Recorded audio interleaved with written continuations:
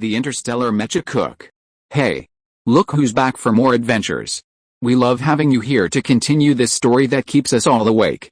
Important note, all of this is pure fiction, so don't try any techniques you hear here in real life. Your neighbor might call the cops. This amazing novel and all its rights belong to the original author. We're just the ones giving it voice and drama. Are you enjoying the show? Prove it by subscribing to our YouTube channel and leaving that like that motivates us so much. And if you want VIP access to exclusive content, our Patreon is waiting with things you won't find anywhere else. Chapter 501 Military Family Building. Captain Yi, unwilling to see his girlfriend sleeping soundly and forgetting about him, took it upon himself to get a slap mark on his handsome face, but could only swallow the bitterness. He also had to comfort the person who was woken up and was letting off some air conditioning. He even forgot to look in the mirror and fell asleep with a slap mark on his face.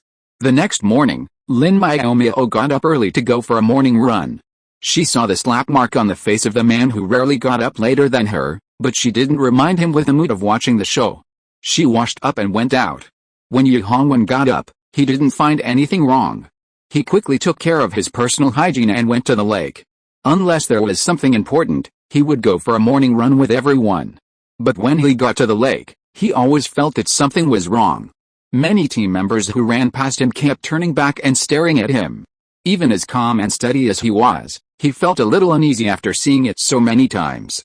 After walking over to the sign-in machine and tapping his name, Yi Hongwen frowned at Wen Zixi, who was staring at him with wide eyes. "What are you looking at? Did I do something wrong today?" Wen Zixi's gentle face cracked slightly, and he said dryly, "Boss, you're still fighting so fiercely after coming back so late." Yi Hongwen's heart skipped a beat. Could there be some marks on his body? But they hadn't done anything properly, except for the slap he'd given Miaomiao when she woke him up. She was getting stronger and stronger, and even though it was subconscious, it still hurt. Could it be? Remembering how Lin Miaomiao had stood by his bed and stared at him for a long time after he got up that morning, Yi Hongwen knew she knew about it. He muttered quietly, "That bad girl, she must have done it on purpose." "What?" When Zixi pricked up her ears curiously, trying to hear what he was saying. Yi Hongwen, however, regained his composure and said coldly, "It's okay. Going back to the dormitory now was definitely not an option. Many people would have seen them, and hiding would only make it more obvious. It would be better to continue his morning run to avoid attracting too much attention." Having made up his mind, Yi Hongwen set off for his morning run.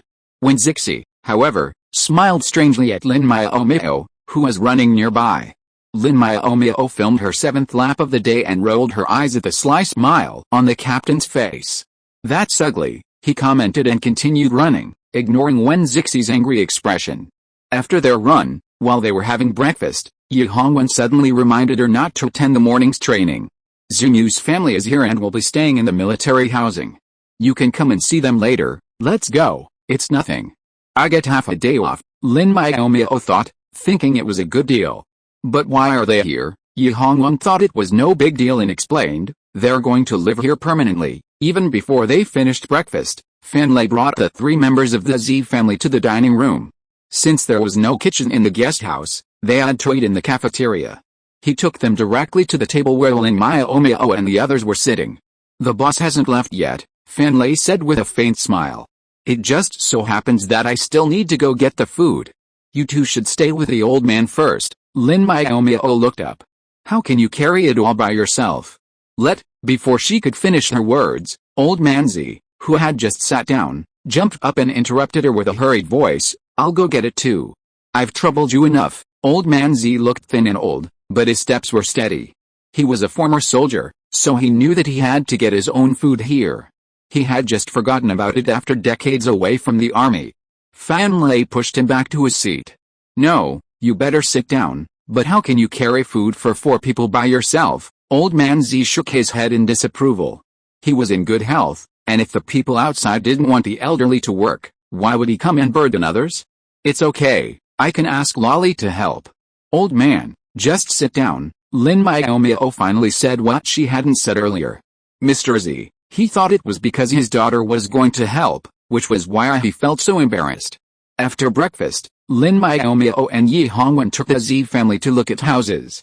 Fan Lei had roughly explained their arrangements when he went to the guest house to pick them up, so the Z family didn't raise any questions. The military family building was on the outskirts, requiring exiting through a side door, which was quite a long walk. With the two elderly people present, Yi Hongbin wanted to make an exception and use the flying car, but Mr. Z stopped him. It's a little far, it doesn't matter. We can just walk slowly. Fleet rules can't be broken. Yi Hongbin didn't insist, so they walked for half an hour to the side door and arrived at the military family building on the outskirts. It must be said that the former owner of this station, the Rongsa fleet, was quite wealthy. Although it was a military family building, it was built like a castle, with a conical stone pillar on the round roof, semicircular windows, and snow-white balcony railings. Each building covered an area of 400 to 500 square meters, and each floor could accommodate 3 families. Yi Hongbin had originally wanted them to tour the area before choosing an apartment, but Old Man Z didn't want to burden them and simply chose a sunny unit on the first floor. Let's go here. No need to go up and down stairs, and I can get some sun at home, Old Man Z said with a hearty laugh. The military housing here is much better than when I joined the army. Mrs. Z, equally thin, had a forced smile. Women always care about their future homes. There were so many rooms here, and even though she was tired from walking, she wanted to take a good look. Unfortunately, she was so used to hearing the old man's words that she couldn't argue with him. Seeing this, Lin Miaomiao interrupted, "Grandpa, you should take a closer look. You're not going to live here for just 1 or 2 days. You have to pick one that suits your taste. Otherwise, it will be even more troublesome to change it if you're not satisfied later." Mrs. Z gave her a grateful look, then turned to look at her husband eagerly. Old Z, Mr. Z blushed. He was so focused on not bothering anyone that he forgot that his wife had also been a pampered person who wanted a warm and satisfying home. To fulfill her wish, Moore had done his best to buy a large villa and let her decorate it to her heart's content. Otherwise, no one would have thought of taking over their home while he was still alive. Unfortunately, although he had taken back the home, he couldn't go back. He was old and could no longer protect it, so he had no choice but to sell it. Thinking of his wife's red eyes when she was selling the house before leaving, Mr. Z softened his heart and said, "Then let's pick some more.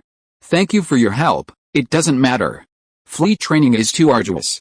If it weren't for you, I wouldn't even have earned this half-day break," Lin Miaomiao said with a slight smile. Walking such a short distance was not tiring at all, so she was telling the truth. With the old man's approval, Lin Miaomiao took Mrs. Z to look at houses. These suites were not locked because no one lived in them, which made it convenient to enter and exit. Chapter 502 Settling Down. Women are always more enthusiastic than men when it comes to looking at houses. Even if it's not the one they want to live in, Lin Miaomiao is still very enthusiastic, running up and down the stairs with Mrs. Z, and she doesn't feel tired at all. When they see a room with a good location, they will push the door and look inside. There are 3 suites on the first floor, each with an area of about 150 square meters, divided into 3 bedrooms, a living room, a kitchen, and a bathroom. The simple decoration makes it look very spacious. The master bedroom is the largest space, with a large 2-meter soft bed. The sturdy aluminum alloy windows are installed slightly lower, and the windowsill is made into a 1-meter wide and 2-meter long platform. In winter, you can put a mat on it and lie down in the sun. Lin Miaomiao sat on the windowsill for a long time, feeling quite comfortable, and couldn't help sighing. "I want to decorate my house like this in the future." Yi Hongbin's heart moved, and he joked, "Why don't we move to the staff building? There's much more space here than in the dormitory, and there are more rooms. We can make a study." "You think too much?" Lin Miaomiao rolled her eyes at him. "You haven't even gotten married yet, and you want to live like a family. Besides, the daily training was exhausting, so she didn't bother to travel so far to live here. Living in the dormitory inside means living together, right?" Yi Hongbin kept muttering in his heart but didn't dare to say it out loud, for fear that she would be embarrassed and angry, and then she would lock him out again. After being depressed for a long time, Yi Hongbin said unwillingly, "When you are old enough, go get the marriage certificate and move in here." Lin Miaomiao complained coldly, "That will be a long, long time in the future. Who knows if I will have changed my boyfriend by then." "You dare?" The 2 elders of the Z family, who still had a hint of sadness in their eyes, were amused. Even the silly Z Pinguin seemed to understand and laughed out loud. "Don't embarrass yourself. Don't forget what we are doing," Lin Miaomiao said with a dull face. It was embarrassing to say this in front of strangers. Captain Yi was really going backwards. She found it hard to accept. Was Yi Bingshan going to be called Yi Debi from now on? Yi Hongwen held his forehead. He really had lived too comfortably. He was no longer vigilant. He actually lost his integrity in front of someone he just met. It seemed that he had to be more vigilant in the future. It was not good to get angry at the Z family. He could only change the subject abruptly. What do you think of this one, Mrs. Z? You've seen so many houses, but this is the one you stayed in the longest. Mrs. Z made a bitter face. This balcony was not facing the sun. If she wanted to dry something, the sunlight would not be sufficient. Lin Miaomiao knew that she had not chosen yet, so she glanced at Yi Hongwen and said, choosing a room is our woman's job. If you are impatient, go down and wait. Okay, you continue. Yi Hongwen raised his hands in surrender, his words full of helplessness and indulgence. He turned to Mr. Z and returned to normal. Are you tired? Let's sit here for a while. Seeing that the old lady looked full of energy and no longer depressed like in the past few days, his mood also improved for no reason. Thinking that the old lady didn't feel tired, how could he say he was tired? No, I'm in good health. I'll walk around with them for a while. Z Pingen, who had been following them silently, finally couldn't help but feel aggrieved. Grandpa, I can't walk anymore. Old man Z glared. This kid couldn't wait to ruin the show. He was really stupid. Then you guys sit for a while, Lin Miaomiao said indifferently. Grandma, let's go. Old lady Z responded and followed her with a smile. She was just worried about her great-grandson. After walking around a few more suites, she chose a room on the second floor with a balcony that could often get sunlight. This one's great. Pingen gets the master bedroom, and the old man and I will sleep in the side room next to it. Mrs. Z had already made her plan. We need to buy another large bed for the side bedroom, madam. It's better for you two to stay in the master bedroom. Your grandson doesn't need that much space by himself, Lin Miaomiao suggested. As for the side bed, I have one I can spare if you don't mind. She had found a bed in the pirate's den. She took it because it was new, otherwise, she wouldn't have bothered to take it. But even though she had it, she had no use for it. The dormitory already had a bed, so she didn't need it. Besides, it didn't match her cool and aloof temperament. Lin Miaomiao, who appeared cool and aloof but was actually quite playful, was deeply narcissistic. The bed was rather feminine, and she wondered if it might be a little awkward for Z Pingen to use. What if he didn't like it? The thought flashed through Lin Miaomiao's mind, then vanished. She didn't think men couldn't use a bed like that, so after Mrs. Z accepted, she placed the bed in the side bedroom. Even old lady Z didn't think there was anything wrong with the bed. It was neither too soft nor too hard, and the quality was better than the one in the master bedroom. It was also a 2-meter wide bed, perfect for her grandson to sleep on. After the house was chosen, Lin Miaomiao notified the 3 grown men who were still resting in a room on the 4th floor to come down. Yi Hongwen directly sent a video message to Wu Xin, asking him to transfer the room permissions to the 3 members of the Z family, and then send the room card over. Lin Miaomiao was surprised. You don't need to send it here? Could it be that Grandma Z and the others are going to move in today? There are still many things we haven't bought, such as pots and pans, wardrobes and tables. The room here was just simply painted and equipped with a bed. There was nothing else. Many daily necessities needed to be bought. It was not enough to move in, and even the problem of eating could not be solved. No thanks, Mrs. Z smiled, the wrinkles on her forehead softening considerably. Although I can't take the house with me, the things inside are still here. They're all in my old man's space button. Mr. Z was delighted, too. My daughter, you may appear cold on the outside, but your heart is warm. Thank you, you're welcome, Lin Miaomiao replied, her heart warm. She still had a question. If there was a space button for transporting things, why didn't she bring the bed? Mrs. Z should have said she wanted to buy one. After a long pause, she couldn't figure it out, and she didn't bother to think about it anymore. It was someone else's business, so why would she bother so much? She might as well help them put the house in order when she had the time. Over the next few days, Lin Miaomiao and Yi Hongwen helped decorate the room. Although the things Mr. Z brought were old, they looked clean and felt comfortable to the touch. They must have been high-end items. An hour later, the empty room finally felt like home, and Lin Miaomiao figured out why the Z family hadn't brought a bed. Mr. Z's space was only a little over 20 square meters, and with so much stuff at home, he could only pick and choose the valuables. His bed had been used for over a decade and had been left at the villa. It was almost 11 o'clock when they finished cleaning up, and everyone felt a little tired, so they settled on the living room sofa to rest. This sofa was also kindly provided by Lin Miaomiao, also from Pirate's Nest. It was a brand new black leather sofa bed set, big enough for sleeping. Chapter 503 I'm Not a Fool.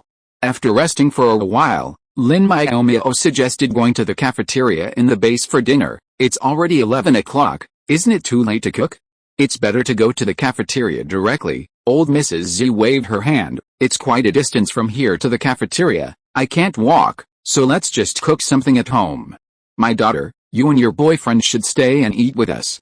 It's the first meal in the new house, and it's better to have more people around. Lin Miaomiao wanted to refuse, but couldn't resist the old lady's repeated invitations, and the old man's persuasion, so she looked at Yi Hongwen embarrassedly. Captain Yi, what do you think? Then Yi Hongwen didn't care. The old man and the others probably don't bring much food, and you happen to have some here, so take out some for them. In the future, let number 3 send some fresh food over every day. No need, we have it. Old Mr. Z shook his head hurriedly. It's already troublesome enough for you to live here, and there's no place to put things. Just buy it on Star Internet after you finish eating. Their grandson is not from this fleet, so they shouldn't be so shameless to come here. It's just that he is old and can't protect his old wife and great-grandson, so he needs to find shelter. Don't be polite, old man. This is what we should do, Lin Miaomiao said calmly. You are a family member of a martyr. Although your grandson is gone, we are still here. Tears flashed in Mr. Z's eyes. He turned around, wiped his eyes, and said with a sob, okay. In comparison, Mrs. Z's reaction was a little more intense. She sobbed and said, after Moore left, those vampires came. I thought I would never have a peaceful life in the future. I didn't expect. Mrs. Z was so excited that she couldn't continue. Seeing this, Lin Miaomiao hurried to comfort her. Don't worry, you still have your grandson. No one dares to cause trouble here. Yes, thank goodness you are here. She wiped her tears and was very grateful. Moore really made a group of good friends. At first, Grandpa Z refused to join Shen Yu, saying he couldn't cause trouble for the fleet. After all, his grandson wasn't a member of the Shen Yu team. Seeing this, Li Enho coaxed him, saying, Captain Z gets along very well with Captain Shen Yu and is a good friend of the Shen Yu team. Don't worry, come with me. At the mention of her recently deceased grandson, Grandma Z burst into tears, and Grandpa Z, unable to hold back, finally agreed. So they all assumed his grandson was close to the Shen Yu team. Lin Miaomiao dismissed the idea, but didn't intend to expose the white lie. She subtly changed the subject, saying, Grandma, let's go to the kitchen and cook. I have training at 12 o'clock, so I can't stay here too long. She felt embarrassed to cook for herself while they were waiting to eat, and it was getting late. She prepared to grab some easy-to-use ingredients from her space button so she wouldn't miss training. Knowing they were pressed for time, Grandma Z didn't refuse her help, and the two of them went into the kitchen together. Taking out some potatoes, onions, oyster mushrooms, lean meat, tomatoes, and eggs, Lin Miaomiao checked with Old Lady Z to see if they had any dietary restrictions, then prepared to wash them. However, Z Pinggan, who had followed them in, grabbed the food. Hey, this is... Lin Miaomiao stopped herself mid-sentence. She wanted to say that these things weren't meant to be played with, but after seeing Z Pinggan's actions, she felt too embarrassed to say it. Z Pinggan wasn't just playing with the ingredients, he was actually washing them under the faucet. He looked quite skilled, so it couldn't be his first time doing this. Lin Miaomiao was stunned, staring blankly at the figure washing vegetables. Wasn't he supposed to be a fool? Why didn't he look like one? He even knew to come help in the kitchen, so how could he be a fool? Old Lady Z seemed to know what she was thinking, and she explained with a faint smile, Pinggan is just physically weak and a little slow in his reflexes, but he's not stupid. He'll learn some things if he's taught a few times. Then why would someone call him a fool? Lin Miaomiao frowned. It was truly irresponsible of her to say such things. Lin Pinggan, diligently washing vegetables, slowly turned around and stated, word by word, I'm not stupid, I'm just slow to react. Lin Miaomiao saw that he was skilled at washing vegetables, yet his speed was very slow. Given his thin frame and pale face, she roughly understood what was going on. In today's fast-paced society, the frail and slow to react couldn't find a job, and those who needed to be taught multiple times were considered stupid. Pingan is actually a very good and sensible child, but his reaction ability is too slow. He can't study and grow up like a normal child. Fortunately, my old man and I can live for a few more decades. With such a long time, we can teach him to be independent. As for getting married and leaving descendants for the Z family, we don't expect it. No girl would accept a man who couldn't go out to make money. Although Mrs. Z was reluctant to let her grandson live such a lonely life, she could think it through. Buy him an intelligent robot to talk to, so that he won't be lonely. Lin Miaomiao comforted her. Don't worry, you can tell from your great-grandson's appearance that he is well educated. He may become a normal person in the future, and it is not impossible for him to get married and have children. It was just a few ordinary words of comfort, but Mrs. Z was very happy to hear it. It would be great if it could be like this. Someone was washing and cutting the vegetables, and Lin Miaomiao didn't want to just stand there and wait, so she looked at the Z family's fresh-keeping refrigerator. There were indeed not many ingredients in it, only enough to make a meal, but there were a lot of frozen dumplings, glutinous rice balls and the like. Lin Miaomiao had just taken out a crisper from her space button to get some food, so she simply opened it again and took out a large amount of vegetables, exotic animal meat, and eggs to put into the Z family's refrigerator, filling it up completely. Old Mrs. Z, who was chopping vegetables, saw this and tried to stop her, but Lin Miaomiao reminded her, "It seems you haven't cooked the rice yet," old Mrs. Z exclaimed, no longer in the mood to refuse. She hurriedly took out the energy pressure cooker to cook rice. As they were chopping and cooking, they were all simple dishes, and the energy stove was powerful, so they had lunch by 11:30. After a quick lunch, Lin Miaomiao and Yi Hongwen said goodbye to the Z family and left. As soon as they left, Wu Xin arrived with a room card. Surprised to see them, he asked, "You're still here?" Lin Miaomiao rolled her eyes at him. "You're so slow with room registration and assignments. We've already helped the Z family clean up their house and cook dinner, and only just now I see you delivering the room card." Wu Xin chuckled dryly. "I didn't mean to do that. We've never managed the military family building before, and it took me ages just to find the key card here, and then figure out how to set permissions. It's normal to take a little longer. Besides, the fleet only had a half-hour lunch break before closing, so of course he had to finish his meal before delivering the room card. I was just saying that. Why are you explaining so much?" Lin Miaomiao gave him a disdainful look and sprinted towards the elevator. "I'm leaving now.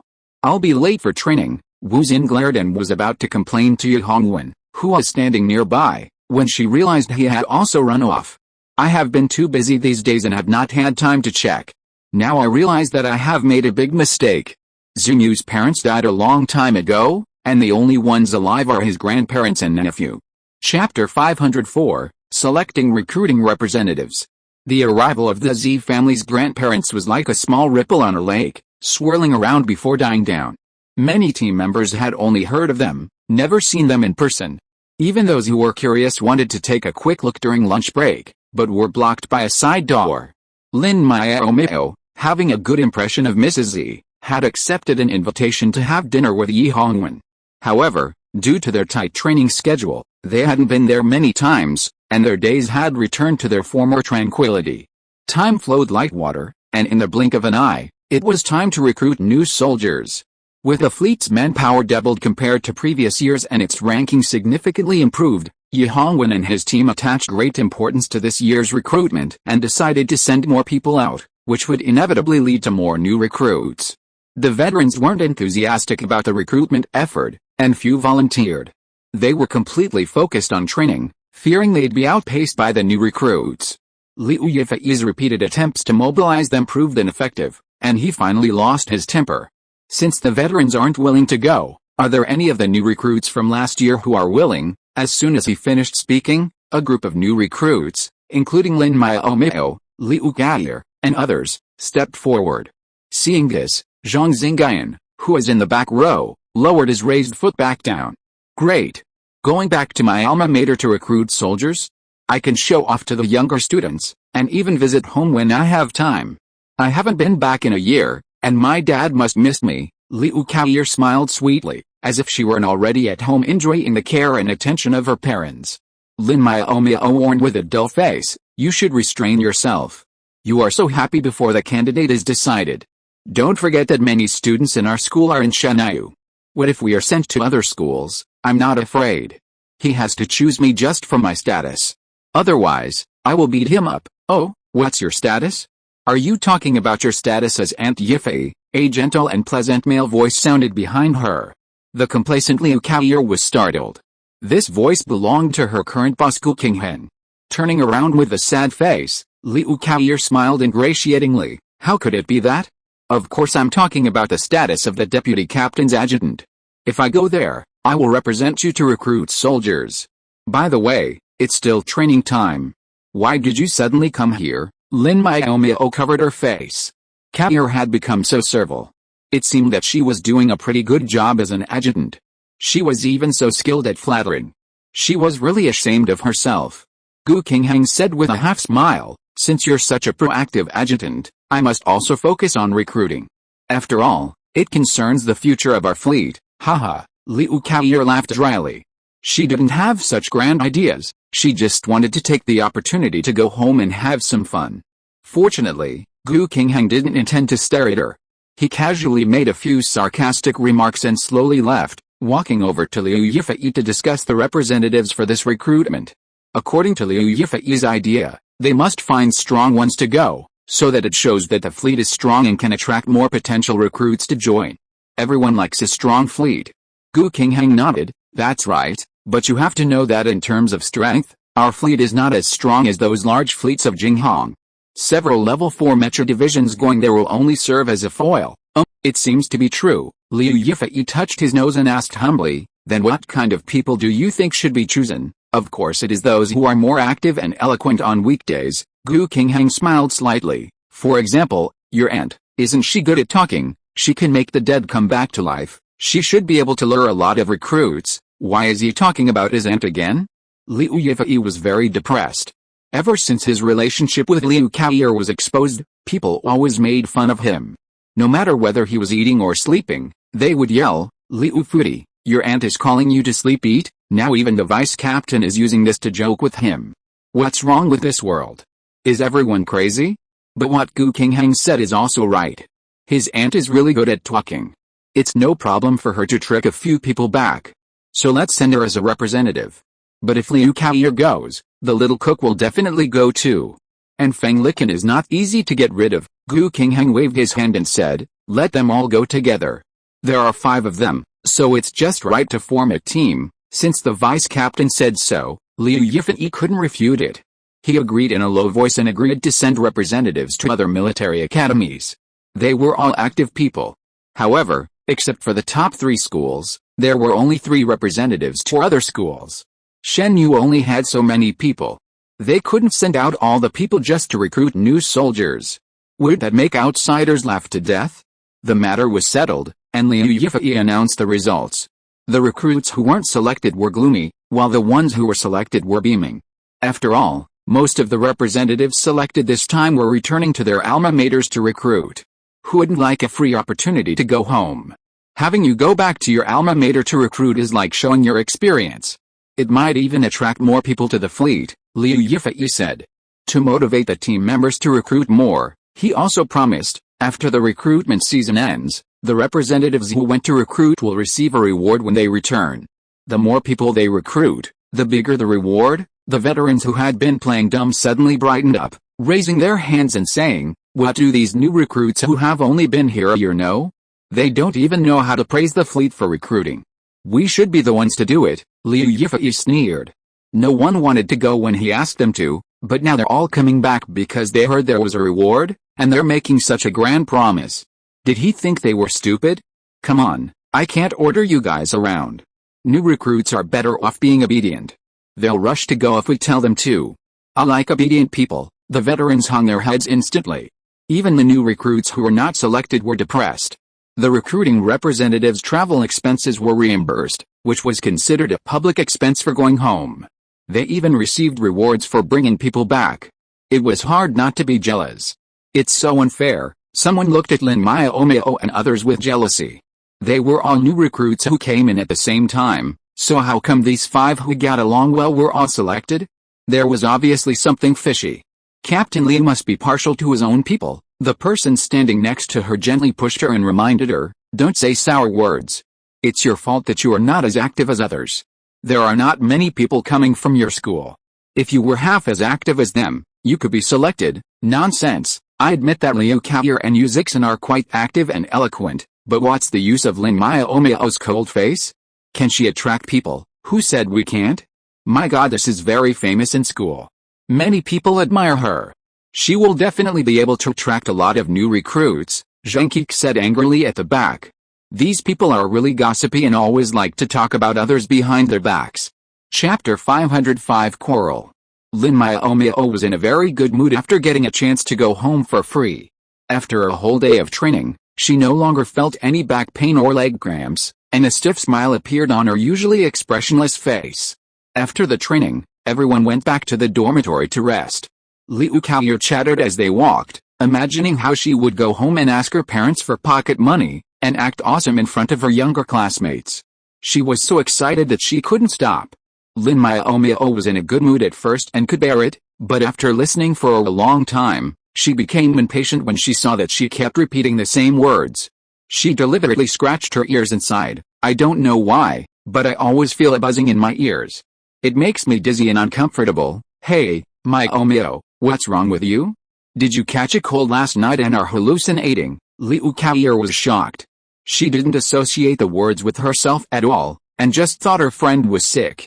Feng Licken, who understood, suppressed her laughter and joined in seriously. "It's easy to catch a cold in this weather, Miaomiao. You'd better take care of yourself.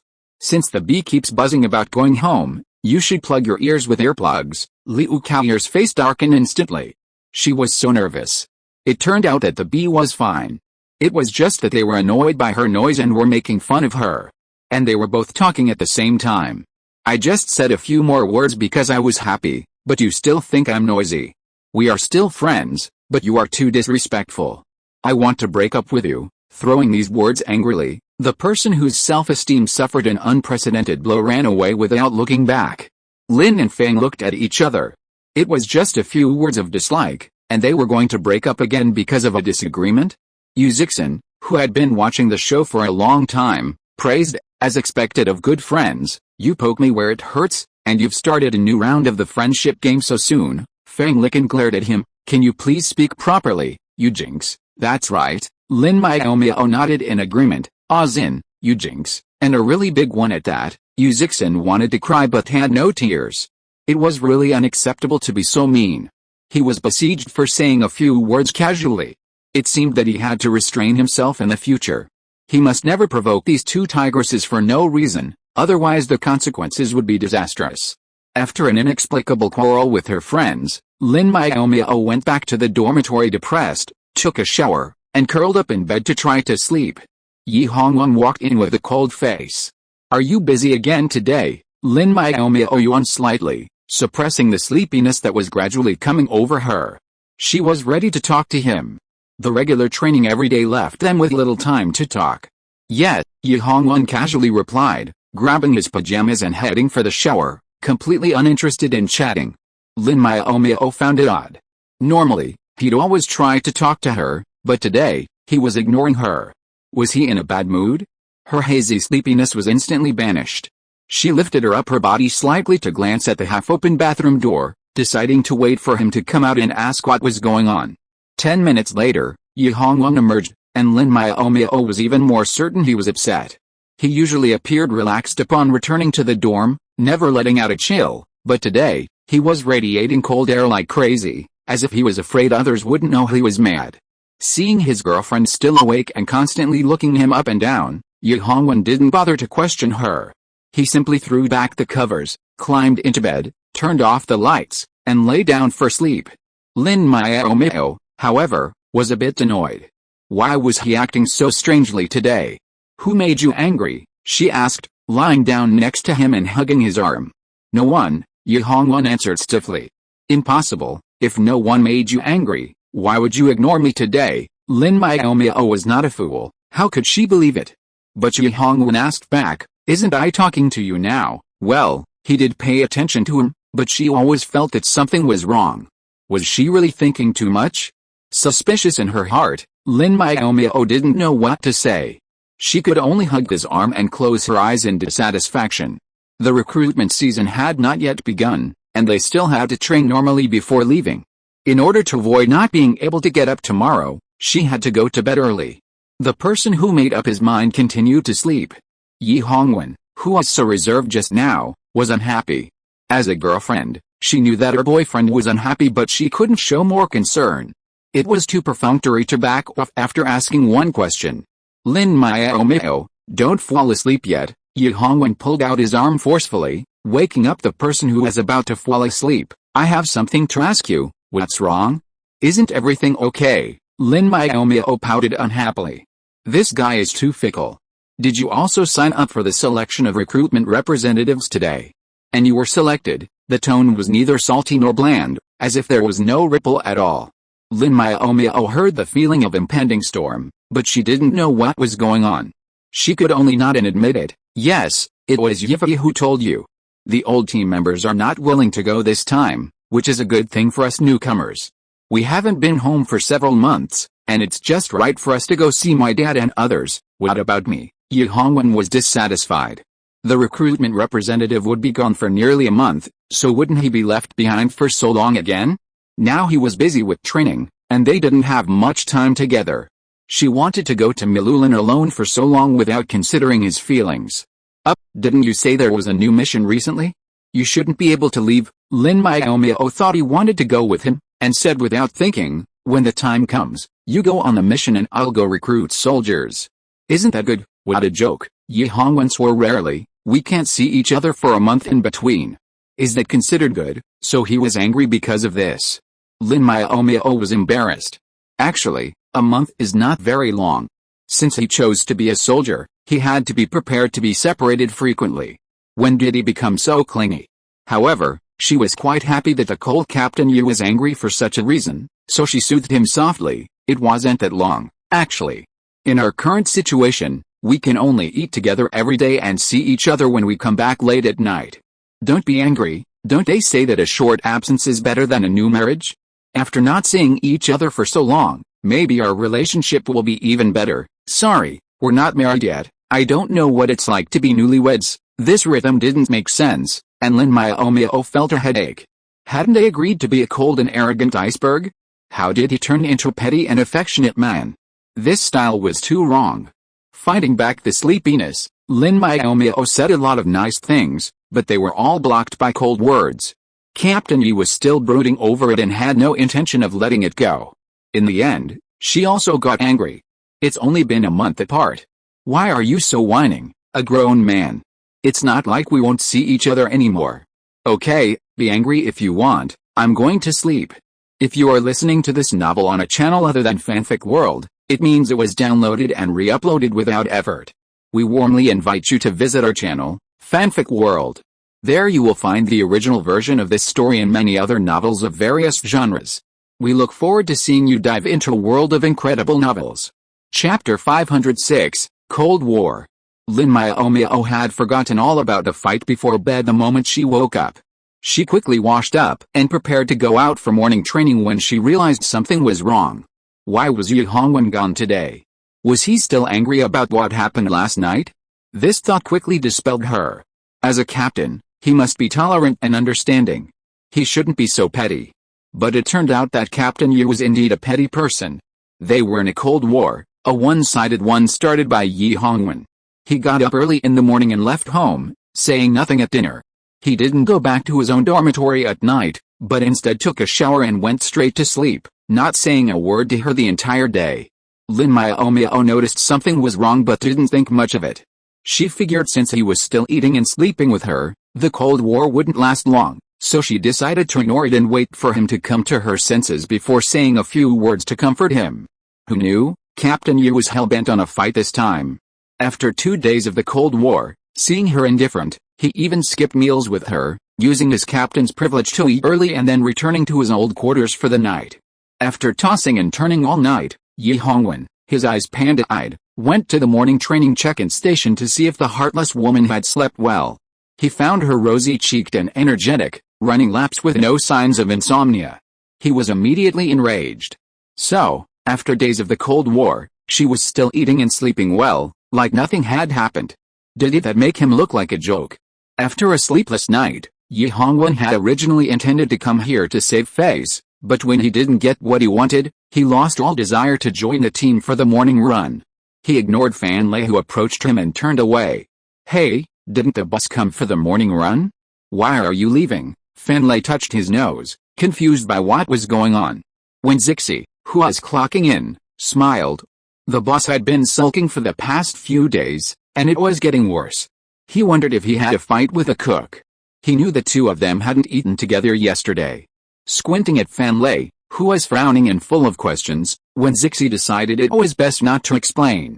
This idiot wouldn't understand anyway, so he ignored his pretense and said, "How could someone like the boss have time to go jogging with us every day? He must have something else going on today." Fan Lei was skeptical. That didn't make sense. If he really had something to do, he shouldn't have come to the training ground just now. Coming here to sign and then running away was just too arrogant. Fan Lei was furious, but sadly found that he had nowhere to vent his anger. Seeing Lin Miaomiao slowly running over, an idea suddenly occurred to him. She should help pay for the sins her boyfriend had committed, so she said, "Little cook, run 20 extra laps today." Lin Miaomiao, who was slightly panting, was stunned. What did running 20 extra laps mean? She didn't seem to be lazy or cheating. "Captain Fan, why should I run for no reason?" "Who said for no reason? Your boyfriend just came over, punched the clock, and left without even running a lap.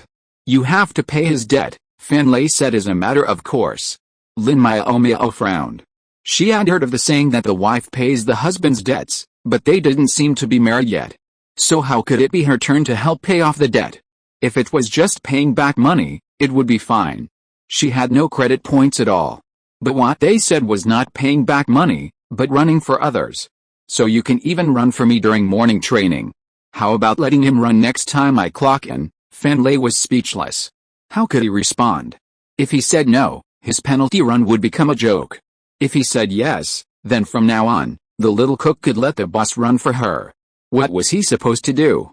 After struggling for a while, knowing he was in the wrong, Captain Fan decisively changed his tone and said, "No need for the penalty run. I was just joking with you." Was it not a joke but a vent of anger, or perhaps to make fun of her? Even though she had some suspicions, Lin Miaomiao didn't bother to argue with him and continued her morning run. She didn't want to delay breakfast. Yi Hongwen didn't come over for breakfast again. Some time ago, he would go to the cafeteria a few minutes early to get 2 servings of food, and then eat together after his girlfriend finished training. After the Cold War in the past few days, Lin Miaomiao had returned to getting her own food, but she didn't care. Facing the Cold War, Yi Hongwen was anxious but still maintained his airs, hoping that the cook would give in this time. Unfortunately, he was daydreaming. However, this time, the Cold War was so public that everyone in the fleet noticed something was wrong. Facing the gossipy eyes of many teammates, Lin Miaomiao said she was very calm. She slowly ran 20 laps today and went to have breakfast as usual. Before leaving, she said one sentence to Fan Lei, "You took your anger out on me today and delayed me for 10 minutes. I didn't even have enough time for breakfast. Just drink the nutritional supplement this morning." Fan Lei wanted to cry, but he had no tears. He really didn't mean it. Could the cook be more generous? Even if Lin Miaomiao didn't complain, she was too conspicuous eating alone, so her friends who usually disliked their displays of affection came over to eat with her. However, she was not moved, because these guys were just there to gossip, such as "What's wrong with Miaomiao? Did you have a fight with the boss? I haven't seen him eating with you and showing affection for the past 2 days." Liu Gaoyer, who was shouting that her friendship was over a few days ago, acted like nothing had happened. She caught her friend to dig up gossip and tried to find out the whole story without considering her friend's feelings at all. Lin Miaomiao rolled her eyes. "I remember you broke up with me a few days ago. So, you're planning to make peace now?" Liu Gaoyer chuckled dryly. "Haha, we're good friends. How can we really break up over such a small matter? I was just teasing you." Glancing at her, Lin Miaomiao scoffed mercilessly. I remember you're several years older than me, right? How could you still be so childish as to pull such a stunt? She despised her friend, but she felt a pang of frustration, secretly plotting how to break the impasse. Did they really want her to apologize? But she had done nothing wrong, and asking her to compromise would be too unfair. No, an apology was absolutely out of the question. She couldn't give in out of a momentary pang of weakness. Otherwise, what would happen if Captain Yi became more and more childish? She wasn't going to be a lifelong wife and mother. After much deliberation, Lin Miaomiao decided to give Captain Yi a chance. If he came back to sleep that night, she wouldn't need an apology, she could simply forgive him this time. However, after the training in the evening, Yi Hongwen still did not come to rest. It seemed that he was going to continue the Cold War to the end. Lin Miaomiao, who had originally decided to be more magnanimous, also got angry. Are you the only one who wants to start a Cold War? I don't believe it. Starting today, I will also start a Cold War. In just a few days, Captain Yi's unilateral Cold War was upgraded to a mutual Cold War, which is really cause for celebration. Chapter 507, Battle Between Men and Women. A few days later, Captain Yi reluctantly led his team out on a mission. This mission was confirmed to be a minor one, not particularly dangerous, but rather time-consuming. This mission was a simple delivery mission assigned by the military to deliver the newly designed uniforms to all of the Federation's fleets, requiring them to be delivered to all of the military's fleet bases. Logically, with the current advancements in interstellar express delivery, it would have been more convenient to simply deliver the uniforms. However, veteran military officers believed that uniforms were sacred and pure, requiring them to be solemnly delivered to the respective fleet captains. Even the best interstellar express delivery was not military-owned, and the possibility of someone with ulterior motives stealing a few sets would be disastrous. These days, many people are known to impersonate Federation soldiers. Unfortunately, Federation uniforms feature insignia that are difficult to replicate. This is precisely why genuine uniforms with insignia fetch exorbitant prices on the black market, making the military hesitant to use interstellar express delivery. As for whether the old uniforms worn by soldiers from the various fleets might find their way into the wild and be bought or found by someone looking to pass themselves off as soldiers, there's no need to worry. Only soldiers who have been enlisted for at least a year are issued insignia uniforms, and each person is limited to 2 sets. Even when replacing a new uniform, the old one must be returned. Upon discharge, the insignia will be collected, leaving only the uninsignia uniforms as souvenirs.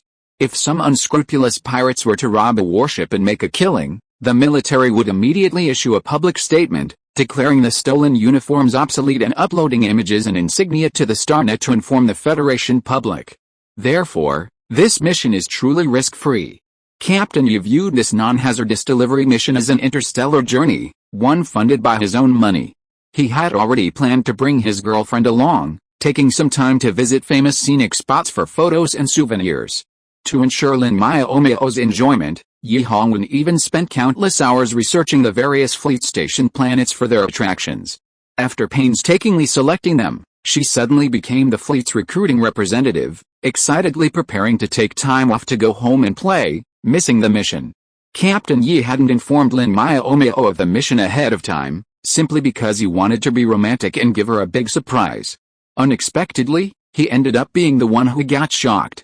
Confused, Captain Yi childishly initiated the Cold War. The Cold War was simply a way for him to attract attention. A few soft words and a little sway would have him back off. However, someone, anxious to get home, didn't seem to care. Eventually, the Cold War escalated, with both of them adopting a Cold War stance and ignoring each other. Before leaving on the mission, Yi Hongwen had already figured it out.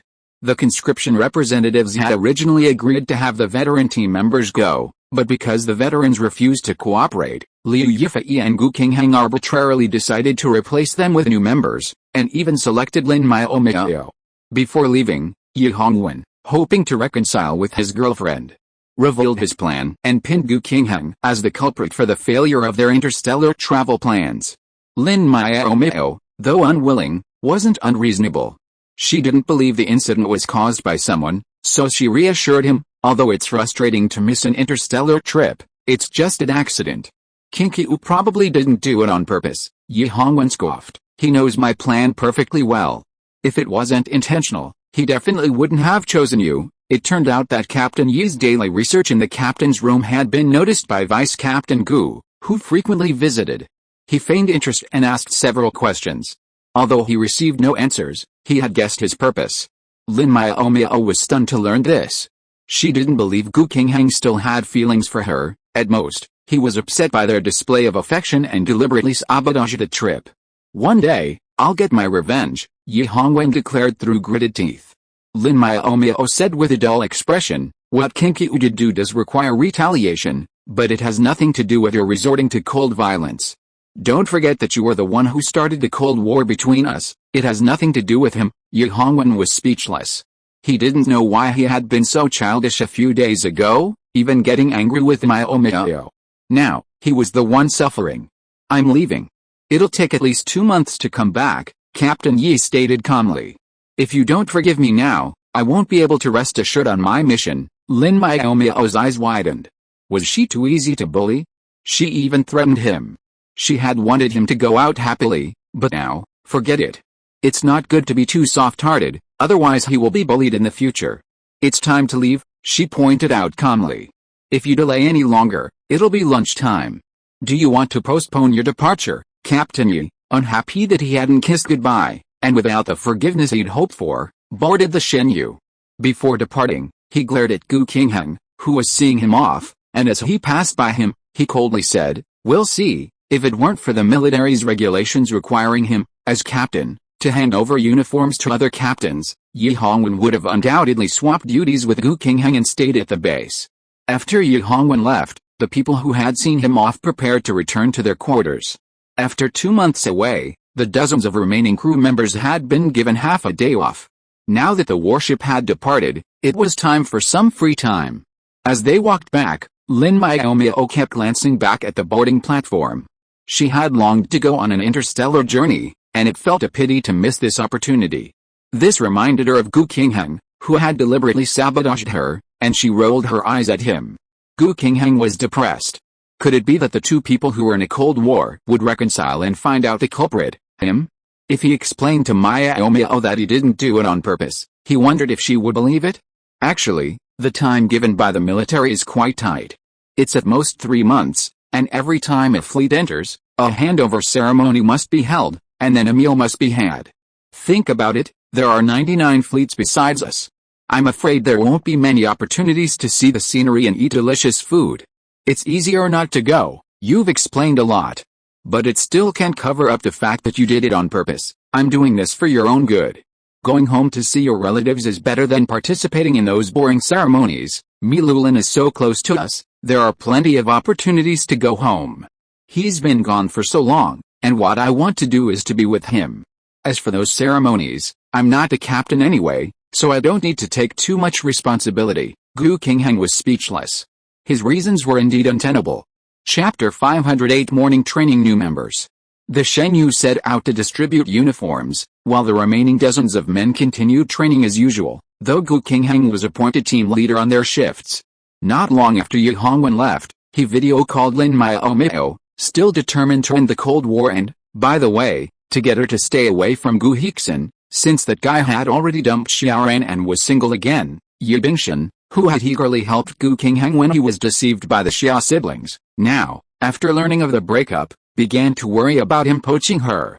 Living like this was truly exhausting. Fortunately, Lin Miaomiao wasn't cold-blooded. After several days of pleading for peace, she finally relented. "Since you're going to so many planets to deliver things, it's bound to take a long time. Why would we still be in a Cold War?" With his promise, Yi Hongwen felt much better. Although they would be separated for 2 or 3 months, with the convenience of video calling, he could chat with Miaomiao every day, and they talked more than when they were together in the fleet. On the 5th day after the Shenyu left, the morning training team had 2 new members, Grandpa Z and Z Pangan. Life in the military housing complex was quiet, with no elderly people nearby to play with. Mrs. Z, busy with cleaning and cooking, hadn't found it difficult, but Grandpa Z, restless, wanted to take his grandson to exercise. Mrs. Z suggested that getting some exercise equipment like a treadmill and a twisting plate would be a good option at home. They would provide exercise without being exposed to the elements. Besides, The military housing complex was quite large, but lacked a playground or other exercise areas. Grandpa Z didn't object at first, and the two elders happily bought a treadmill. However, Z Pingin was too slow to react and wasn't used to running. Even the slowest setting didn't work, and he kept falling. Eventually, they gave up. Since the treadmill wasn't working, they had to run outside. The area around the military housing complex was too small and sparsely populated, and Grandpa Z felt quite lonely. Then, seeing the fleet members jogging early every morning, he came up with an idea. After explaining the situation to Gu Qingheng, the Z family's grandparents joined the morning jog. Every morning, a cleaning robot would open the door and let them out. By the time the robot finished cleaning the military family building, the morning jog was over, and the grandparents and grandchildren could go home for breakfast. Old Mrs. Z had been a little grumbling at first. Wouldn't it be possible to run even in a smaller space? Why bother others all the time? Isn't that breaking the rules of the military camp? What do you know? Old Mr. Z purred his beard and glared. I'm doing this for Ping'an, Alice. Old Mr. Z sighed. He and his wife might live for a few more decades, but Ping'an would outlive them. When we're gone, if he can't integrate into the crowd, he'll be all alone. Old Mrs. Z fell silent. This was also her concern, so she had been teaching her grandson to wash vegetables and cook for himself. Although there were robots that could cook for him, the monotonous taste would affect his taste buds over time. After convincing his wife, Grandpa Z showed up at the lake with his grandson. However, since they were not part of the fleet, they did not need to sign in. And there was no hard and fast rule on how many laps they had to run. Although Grandpa Z was old, he was as good at running as the young men. He could run steadily behind the Shenyu people. Unfortunately, his grandson was slow to react and weak, so his running speed was about the same as that of an ordinary person. In order to accommodate his grandson, he could only walk slowly. When Lin Miaomiao saw the Z family's grandparents and grandchildren on the first day, she was surprised. She didn't understand how the two of them got in, so she slowed down and greeted them. Grandpa Z, Ping'an, are you here to exercise too? Oh, it's Miaomiao. Did you go on a mission with the captain? Grandpa Z was surprised. Hello, Sister Miaomiao. Z Ping'an greeted them politely. Lin Miaomiao's face twisted instantly. After spending time together, she and the Z family's grandson had become familiar and close, calling each other names. Then, a small problem arose. Z Ping'an, nearly 10 years her senior, insisted on calling her sister and stubbornly refused to change, leaving her feeling deeply frustrated. As a girl who values beauty and age, she was very particular about her age. This feeling of having aged 10 years out of nowhere was truly frustrating. Ping'an, old man Z scolded, I told you Miaomiao is younger than you. You can't call me sister, you have to call me younger sister. Z Ping'an remained stubborn, replying, it's just sister. Ping'an wants a sister. Old man Z's beard twitched with anger. This grandson wasn't really stupid. He usually corrected his mistakes after a few warnings, but this time, he refused to change. It was truly infuriating. Forget it, Lin Miaomiao said, feeling annoyed. She knew his IQ was below average, but he was still arguing with him. Could she have become stupid too? Deciding not to argue with him, Lin Miaomiao smiled and said, Grandpa Z, I have to go back to school in a few days to recruit, so I'm not going on a mission with Captain Yi. Oh, recruiting? Great. The fleet will be even busier from now on, said Grandpa Z with a nostalgic look. I remember when I joined the fleet, there weren't any recruiting. I had to submit my resume myself, just like looking for a job. If only Ping'an could join the fleet, too. Unfortunately, his body was weak, his mental strength wasn't strong, and he had no special skills, so the fleet wouldn't accept him. Grandpa Z shook his head, laughing at himself. He had only wanted Ping'an to be safe and worry-free before, but now that he had achieved that, he still wanted more. How greedy. Lin Miaomiao glanced at the old man, knowing what he might be thinking, but she didn't ask. She just managed a smile and said, Grandpa Z, I'll keep running. I still have 8 laps to go. Go. Grandpa Z nodded and continued running with his grandson. Amidst a crowd of people in training uniforms, the Z family's grandparents stood out so much that anyone passing by would glance curiously. Seeing Lin Miaomiao start a conversation with them, Liu Galir, who had caught up with them, couldn't help but ask, Miaomiao, are those two the family members of that scoundrel surnamed Z? Lin Miaomiao glared at her. What are you talking about? He's dead, and you're still cursing. If Grandpa Z heard that, he'd be so heartbroken. I'm telling the truth. He was always bad, Liu Kai'er muttered. He looked at the girls on the ship with a lecherous look. Not considering his age. Many of the female members of the Shenyu team wanted to gouge out that pervert's eyes. Honestly, the fact that the Z family's grandparents had settled in Shenyu had displeased many of the female members of the fleet. They felt the captain and his team were foolish.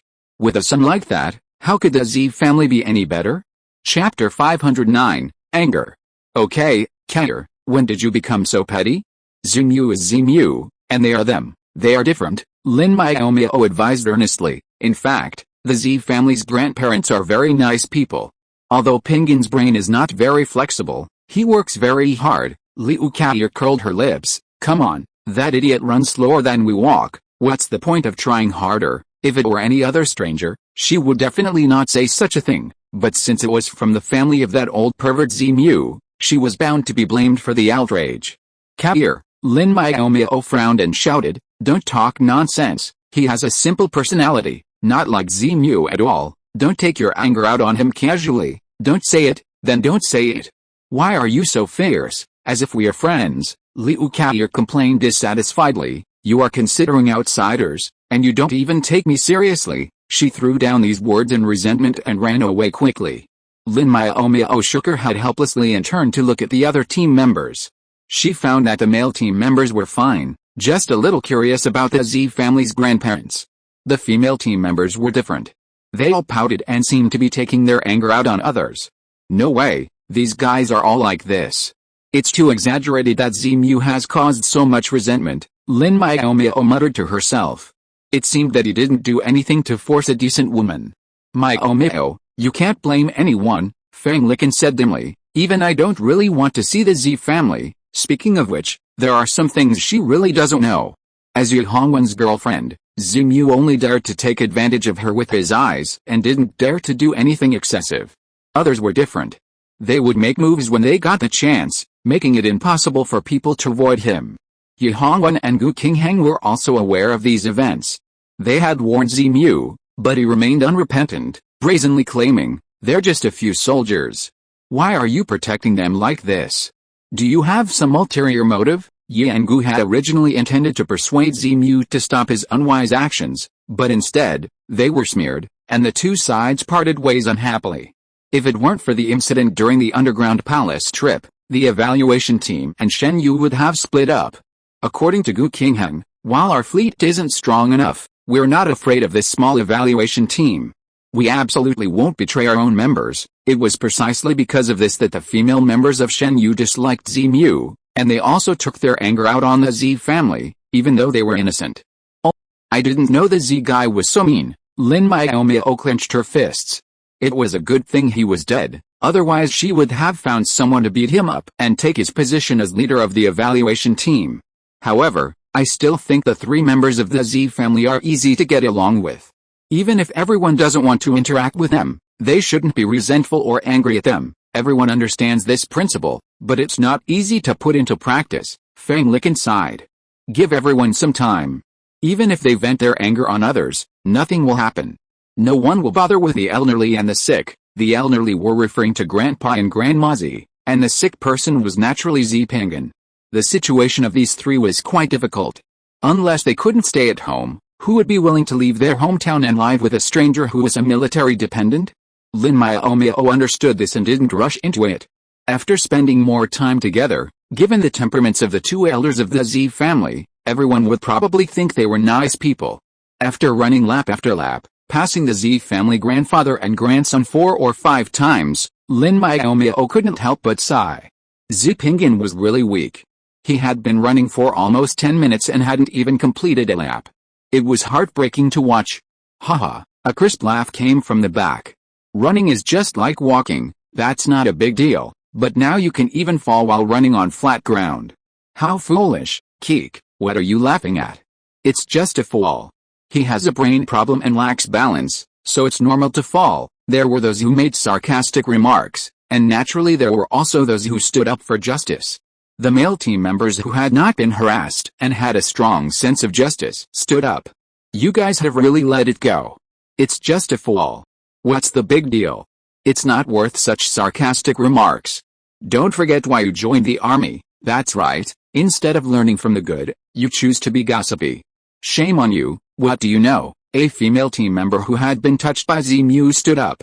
If you don't know anything, don't talk nonsense here. The male team members also became impatient.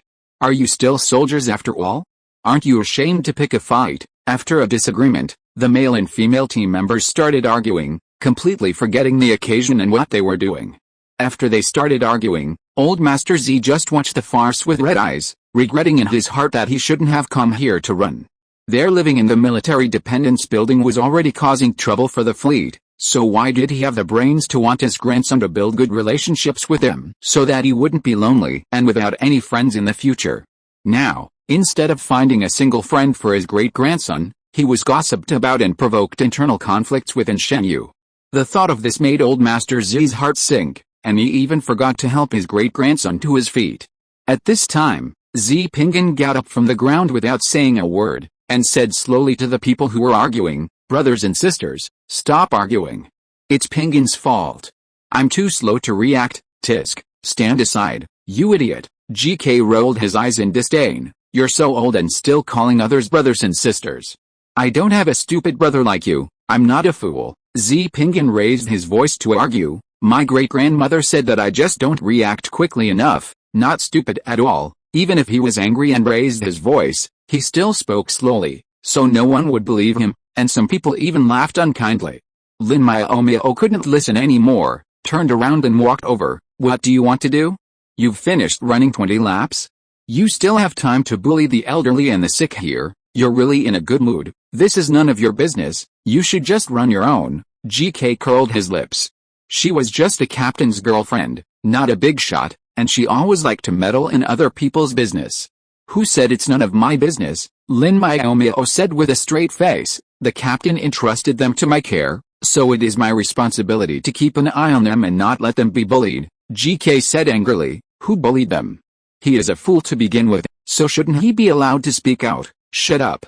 If you keep talking nonsense, you will be sent to the solitary confinement room for 2 days of reflection. You have no right to lock me up." GK realized something was wrong before she finished speaking. The words just now did not seem to be said by Lin Miaomiao. It was a male voice, and it came from behind her. She turned around reflexively and saw Gu Qingheng, who had arrived without her knowing. Chapter 510. I apologize for him. Deputy Captain Gu. GK shouted hesitantly. She was so confused that she forgot that they were in morning training and started arguing with Lin Miaomiao. "I didn't mean it." Liu Galia, who was still angry with her friends a moment ago, interrupted. "You didn't mean it, because you did. Are you so impatient to bully the weak and take advantage of the weak?" Liu Galia, "Don't talk nonsense. How did I bully them? I just said a few words." GK was anxious, pointing at Lin Miaomiao. "If she hadn't meddled in other people's business, I would have continued my morning run. Are you okay with your brain?" Miaomiao came over to stop the argument because everyone was arguing so fiercely. Yuzixin sneered. "Our ears are not blind. You are bullying people together." GK's eyes reddened. "Yes, I admit that I deliberately made trouble, but there was a reason. If it weren't for that Zemu, GK, Gu Qingheng's usually gentle face hardened. He frowned and said coldly, "You can go back first. Report to the detention room at 8 o'clock. Someone will lock the door for you. You can have a good rest in there for 2 days. You want to put me in solitary confinement?" GK couldn't believe his ears.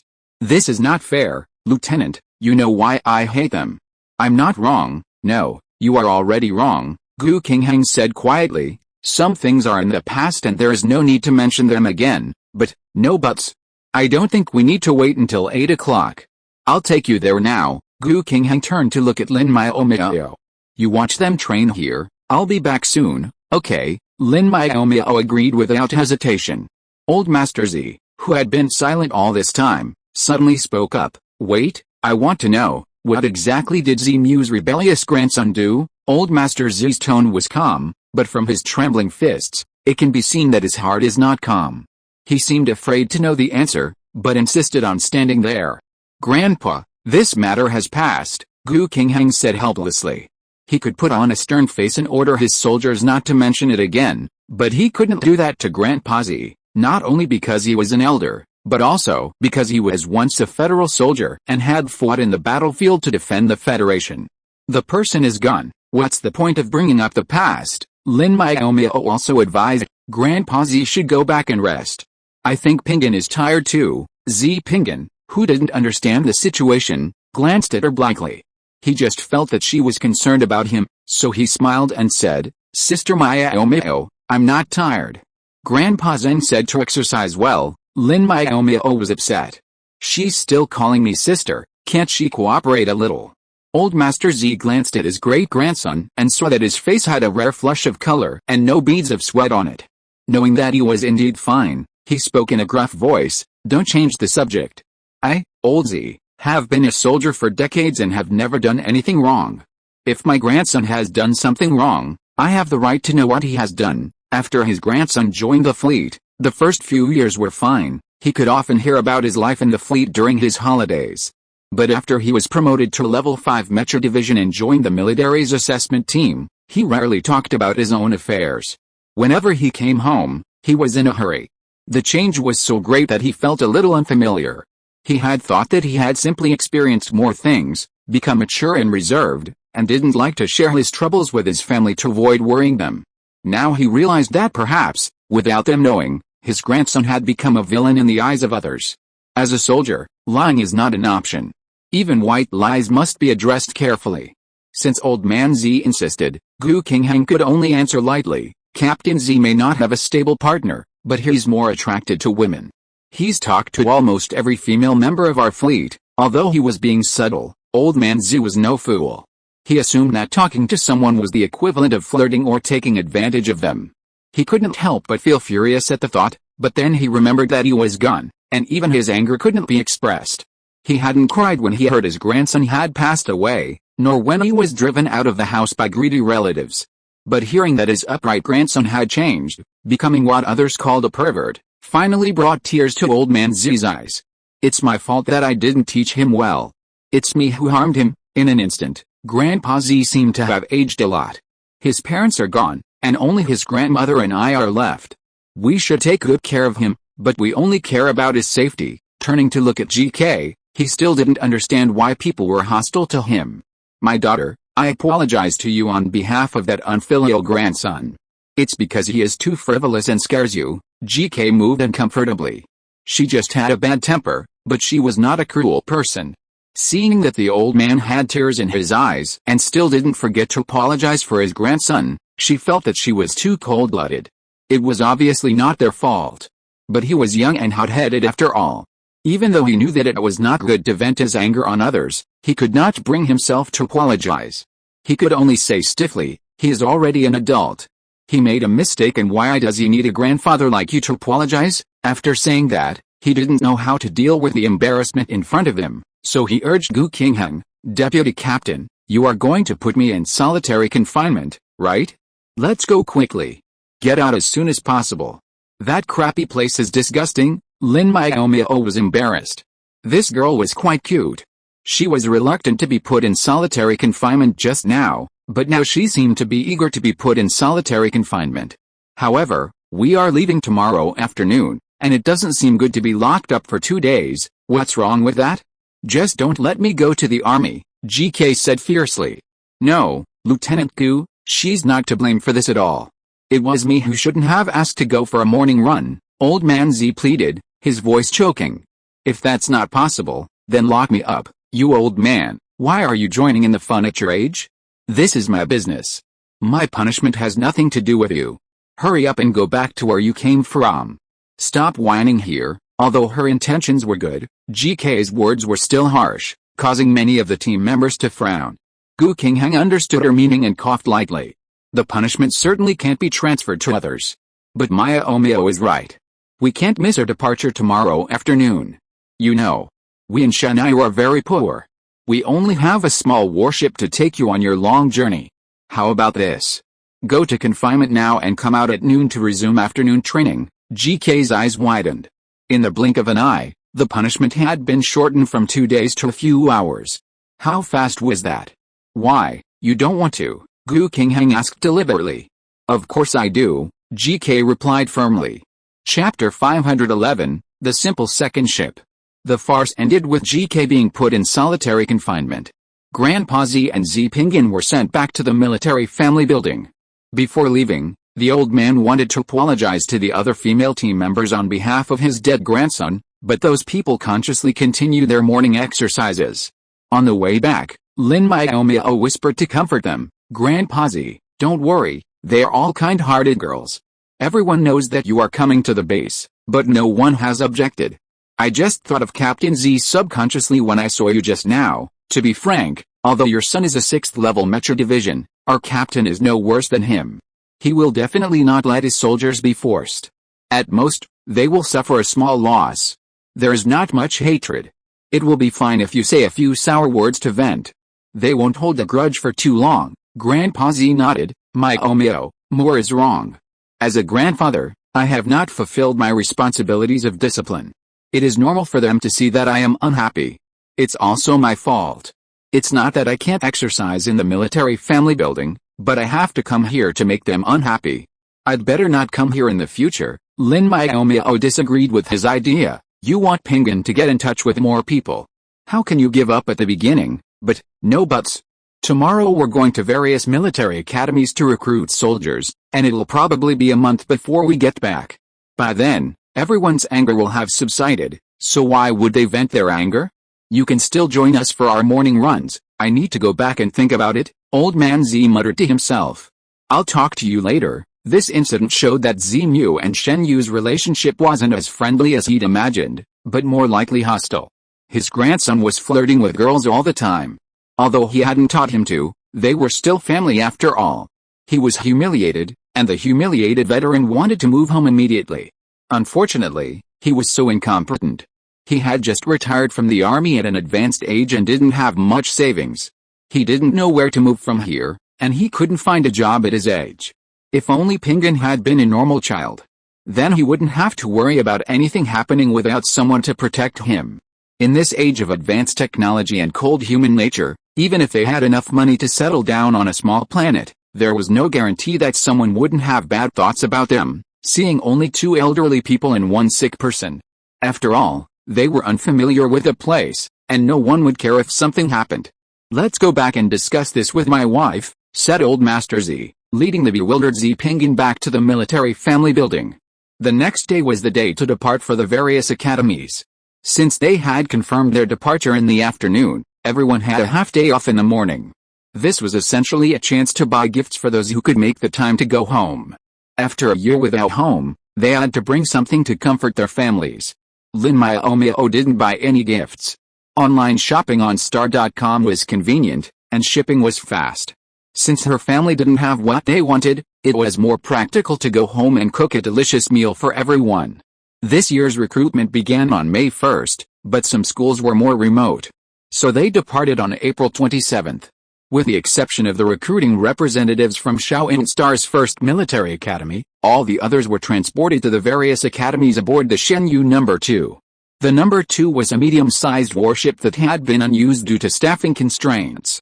This year's ranking competition saw Shenyu climb into the top 50, significantly boosting her reputation. Recently, Yi Hongwen had somehow recruited a group of warship pilots. After inspecting and repairing the No. 2, Shenyu now had another warship. The defense and force of a medium-sized battleship are comparable to those of a large battleship. The only downside is that there are no independent dormitories. There are only 3 rooms on the second floor that serve as collective dormitories. Inside are 3 rows of large bunk beds. If you squeeze in, hundreds of people can sleep in one room.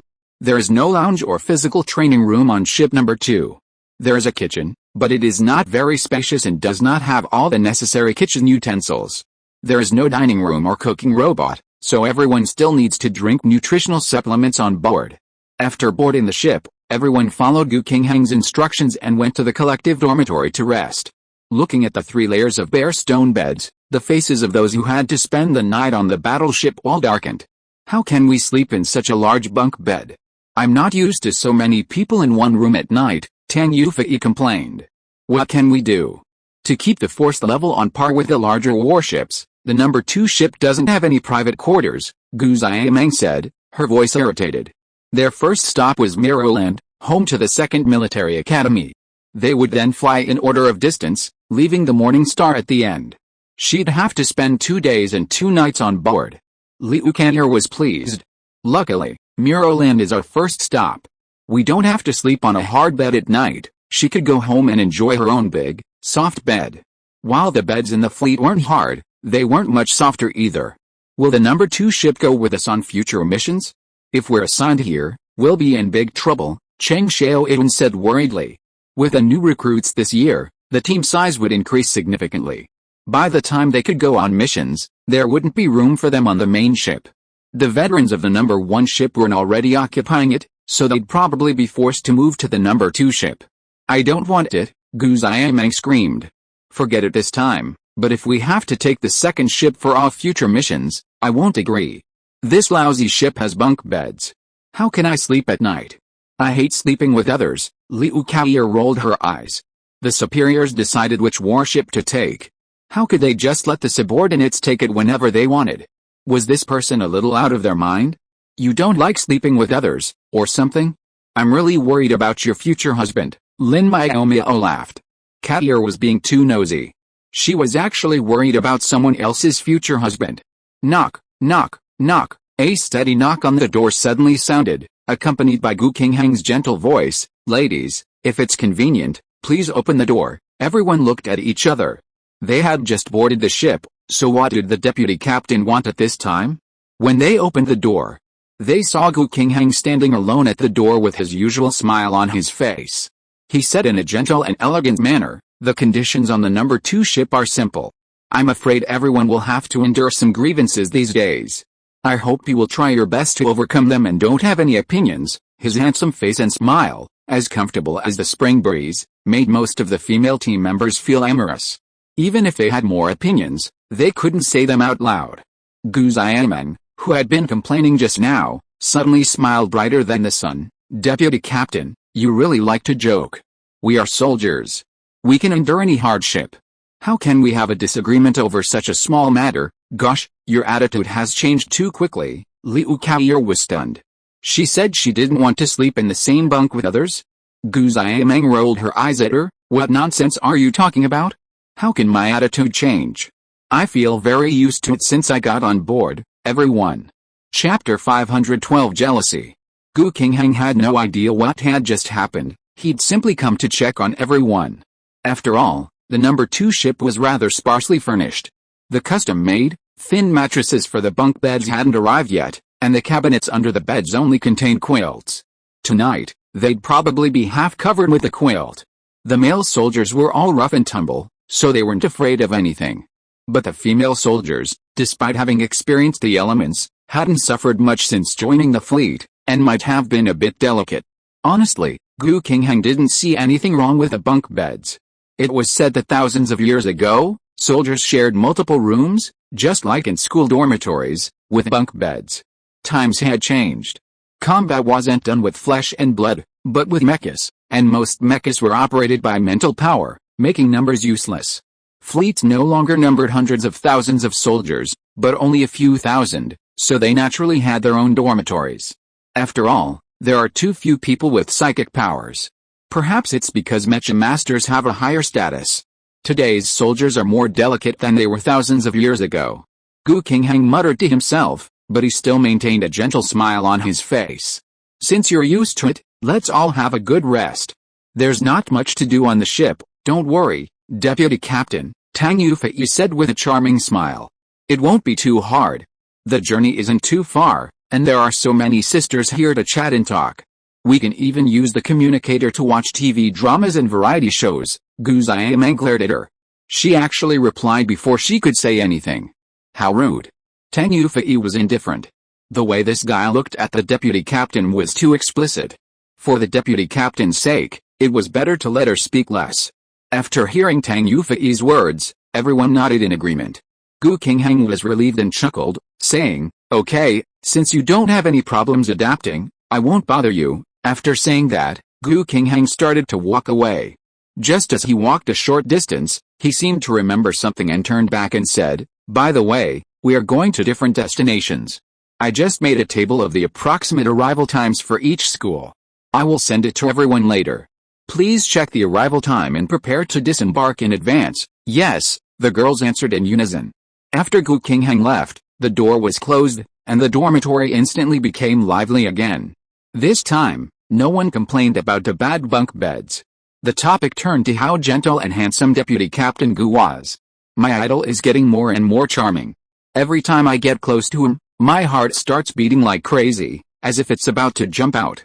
It's so embarrassing, such a gentle and handsome man. I always thought I could only find him in my dreams, but who knew he was actually in our fleet, as if he was tailor-made for me. What should I do to get my idol's attention?" The chattering and praise of Gu Qingheng from the whole dormitory made Lin Miaomiao's head hurt. She admitted that the guy was quite handsome, but there were so many handsome men and beautiful women in this world, how could he deserve such exaggerated treatment?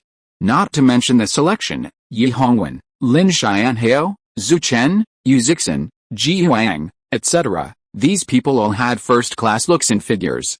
It was really blind of these people to only praise Gu Qingheng. Lin Miaomiao, too lazy to join in their conversation, joined Liu Kaoyer and Feng Liken on the third bunk bed. They opened the built-in lockers and pulled out 2 quilts to make their beds. Since there were so few people around, it wouldn't matter if they used a few more. After making the bed, she took off her coat and lay down for a nap, but she found herself unable to sleep. She was used to sleeping in pajamas, and sleeping like that felt uncomfortable. Unfortunately, there were too many people in the dorm, and even if they were all of the same sex, she couldn't change in public. She tossed and turned, unable to fall asleep, when she heard her captain's name, and she couldn't help but prick up her ears. "Actually, our boss is quite handsome. His eyebrows and eyes are as if carved by a knife. He is very handsome and cool. It's a pity," Gu Xiameng sighed softly, "his personality is too cold.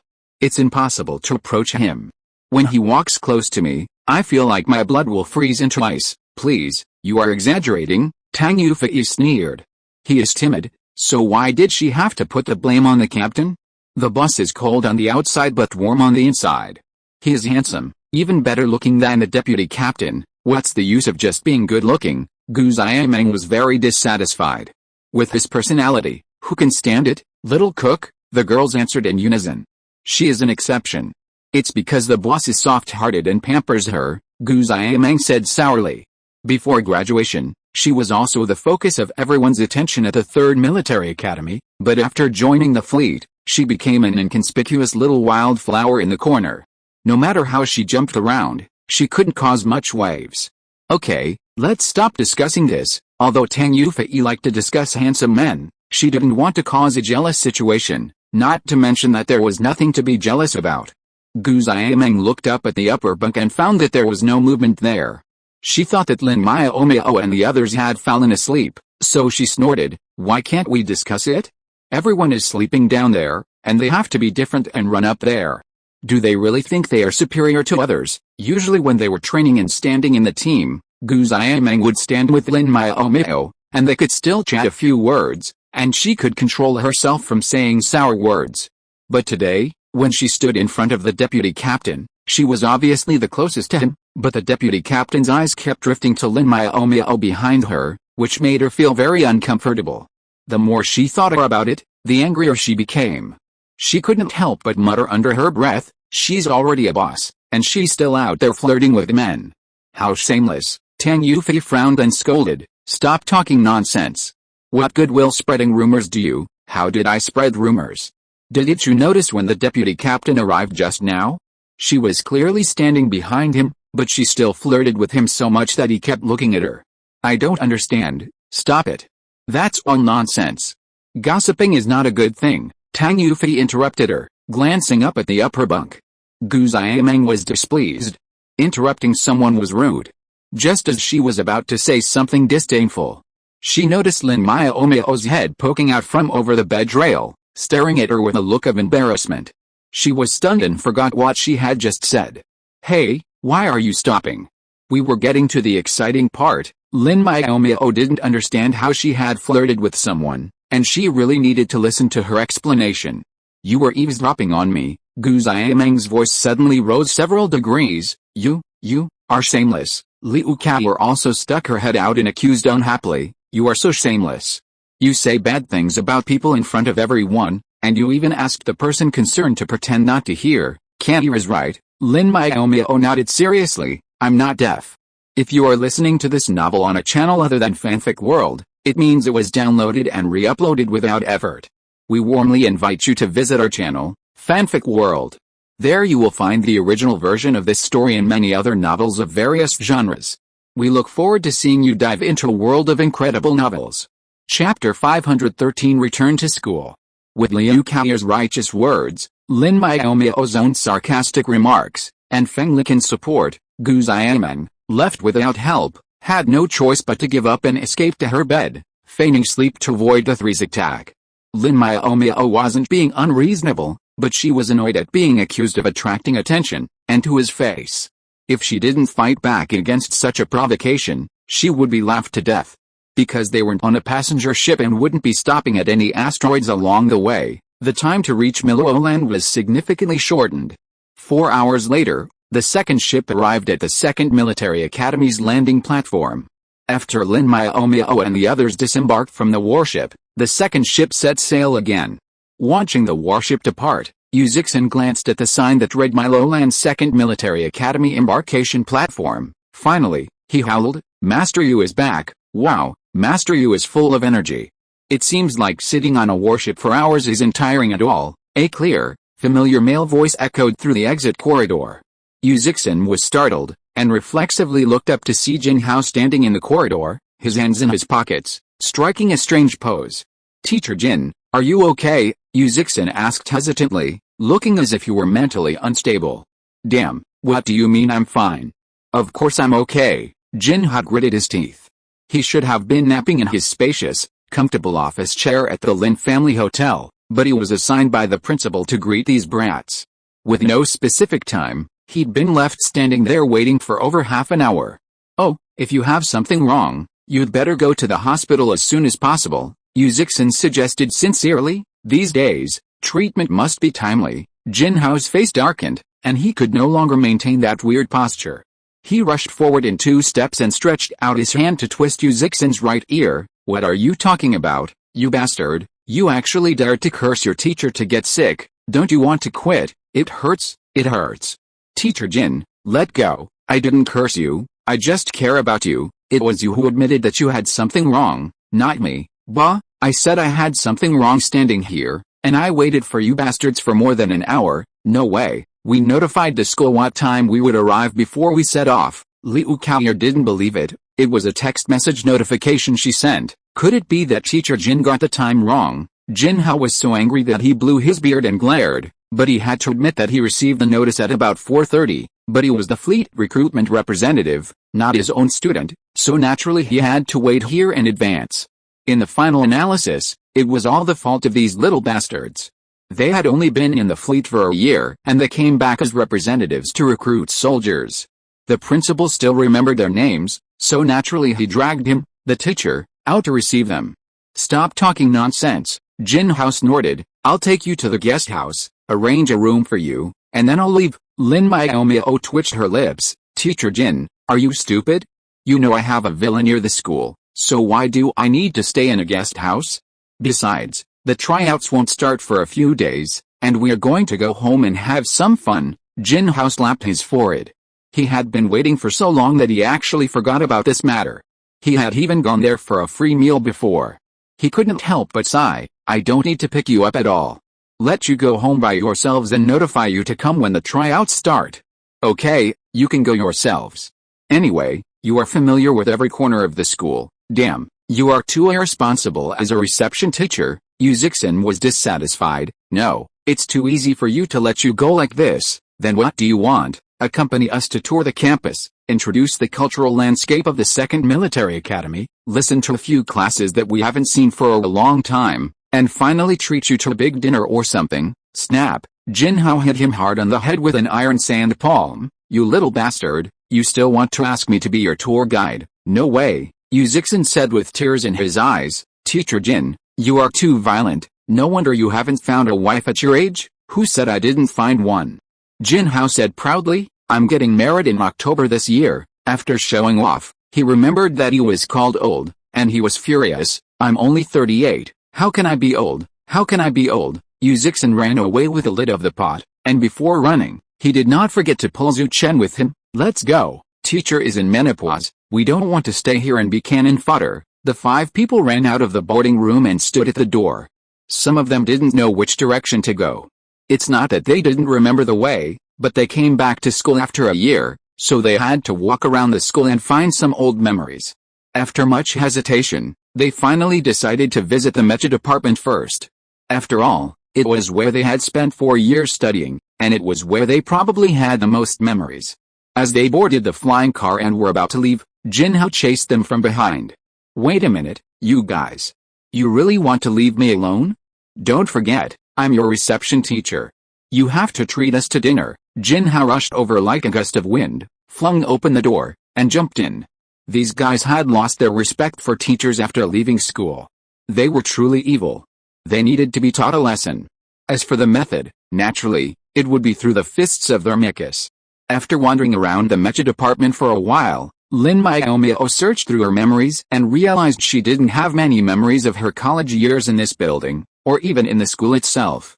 She'd spent all day studying, leaving little time for playful conversation. Why do I feel like a nerd? Lin Miaomiao muttered softly. Perhaps the original owner had more memories here, like pestering Yu Bingshan to confess his love. Thinking of the original owner's persistent look, and thinking of her own expressionless face with a necrotic nerve, Lin Miaomiao couldn't help laughing. Yu Hongwen must have been very helpless at that time, but he was so heartless and vicious at that time. She didn't know why she was so blind and fell into the trap dug by the original owner. After enjoying herself for a long time, she came to her senses and found that everyone around her was gone. She was dumbfounded. Where are they? Did they run away without me? It was just after class, and a group of students passing by stared at her curiously, or to be exact, stared at her military uniform. Then suddenly someone exclaimed, "Goddess? The cold goddess is back." What goddess? Why haven't I heard of her? Where is she? Where's the cold goddess? Let me see. The teaching building, which was orderly just now, became chaotic in an instant. Everyone was looking for the so-called goddess. Seeing that the situation was not good, Lin Miaomiao quickly ran away, found a shadowy corner to hide, and dialed Liu Kao's video call unhappily. Chapter 514 Jin Bupai provokes. It's been a year since we last met. You guys have become so powerful.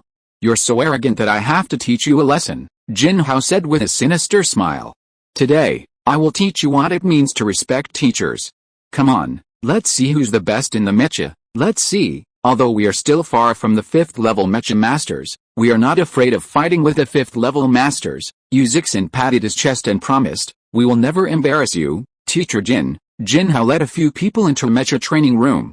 Although it was recess, the training class usually consists of 2 classes connected.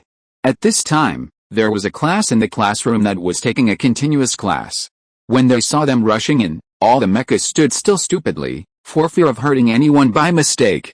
In the corner, a pure black level 6 mecha walked out, and an impatient male voice said, Jinhao, what are you doing here? Are you here to mess things up again?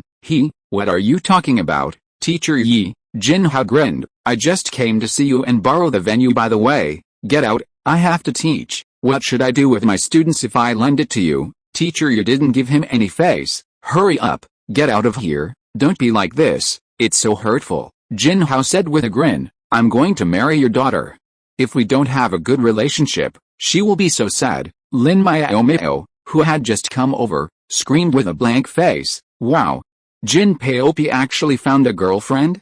Are you sure you are not kidding? Of course it's a joke, my daughter would never fall for him. Teacher You quickly denied it. This bastard is always playing around. How can he be worthy of my shishi? I'm sorry, I misunderstood.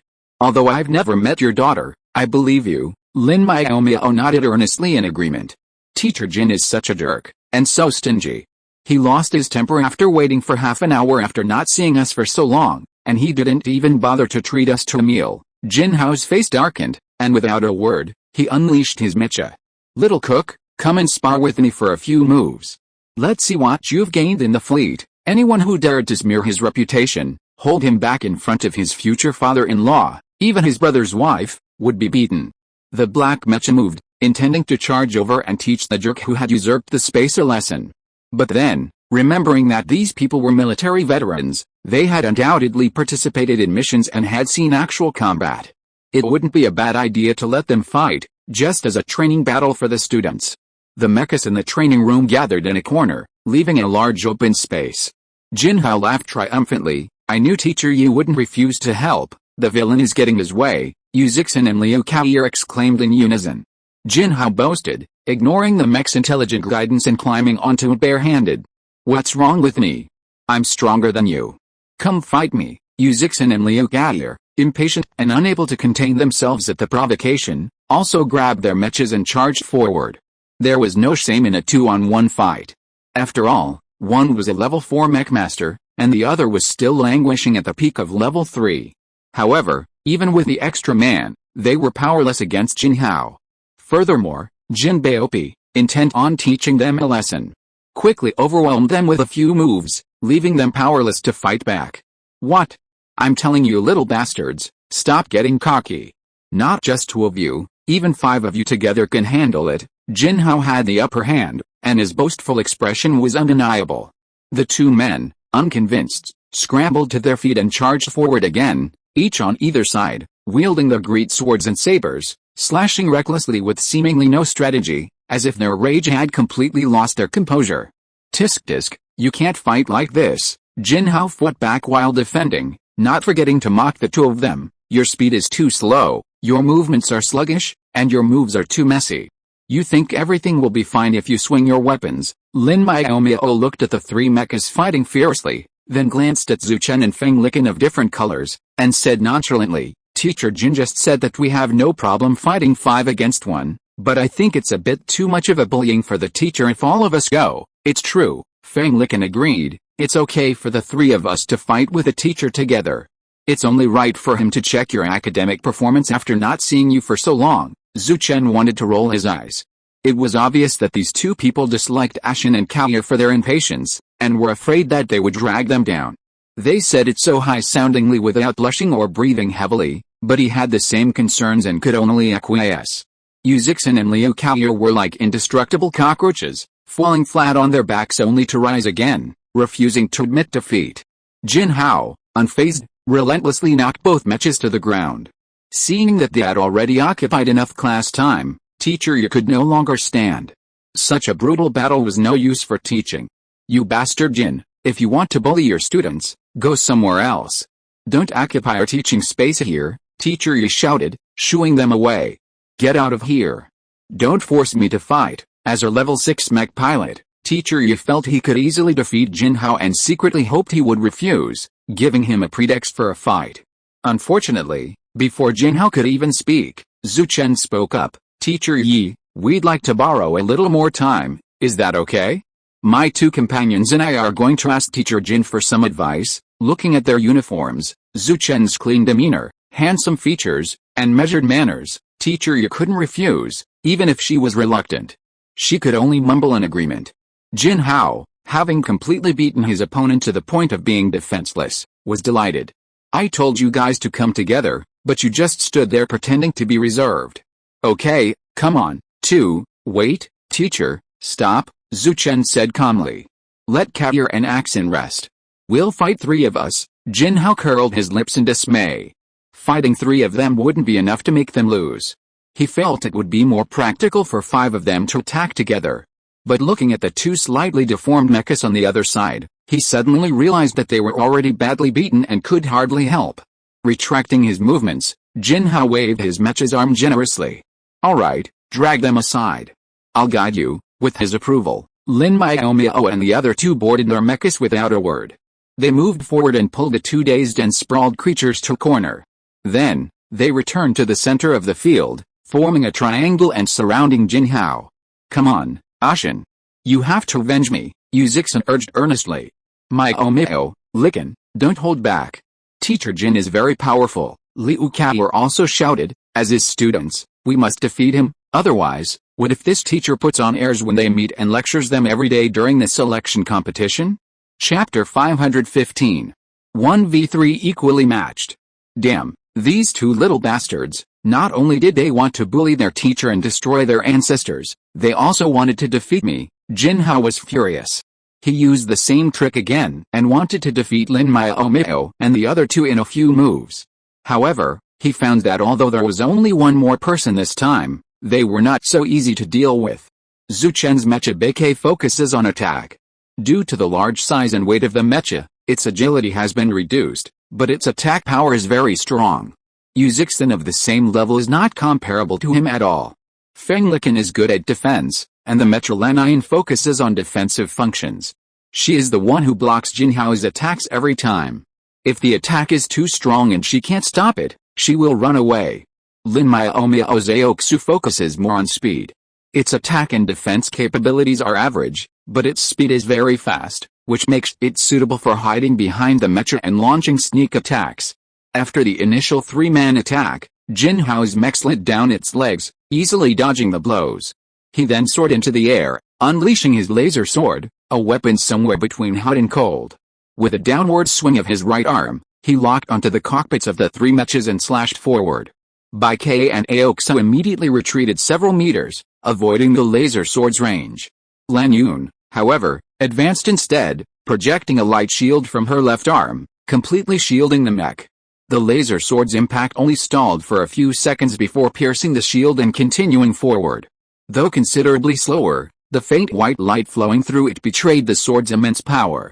As the laser sword drew near, Lin Yin withdrew the damaged shield and fell backward, landing with a thud, just avoiding Jin Hao's relentless blow. She then rolled backward several times, out of harm's way.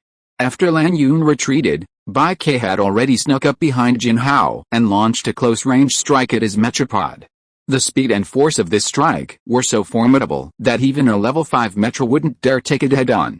Jin Hao instinctively took a few steps back, colliding with Lin Miaomiao's thrusting sword. A muffled thud left a small hole in Jin Hao's mechapod. At that moment, Lin Yin charged again, ducking beneath Jin Hao. With a flip of her mecha arm, her right arm thrust upward, blocking Jin Hao's downward escape route. Damn, they're quite coordinated, Jin Hao muttered, cursing softly. He was attacked from both sides, making it impossible to dodge. He could only evade to the left, right, and up. These three are really tough to beat. No, if he continued to passively accept the blow, defeat was imminent. As a level 5 mecha master, if he were defeated by 3 level 4 mechas, how could he maintain his dignity as a teacher? Thinking of the serious consequences, Jin Hao ignored the fact that Lin Miaomiao had opened a hole in his mech's cabin. The mech twisted its massive body and darted to the left. Aoksu's giant sword, still undrawn, left a rough scratch on his mech. Little cook, you're too cruel. Not only did you poke a hole in the credit point, you also destroyed it. No, you have to compensate me for my mech. There's a story behind Jin Hao being called Jin Papi. His mech was black with ingots printed on it, and it was named after the credit point. Almost everyone who knew Jin Hao had mocked him several times. Using credit points as a mecha name was incredibly tacky. Some even quipped, why use such a nice name like credit point for mecha? It should be for your future child. Jin Hao wasn't ashamed of these taunts, but rather proud of them. He replied confidently, credit point has 3 characters, and it doesn't make sense to pronounce it with my last name. I won't let my child be named like that.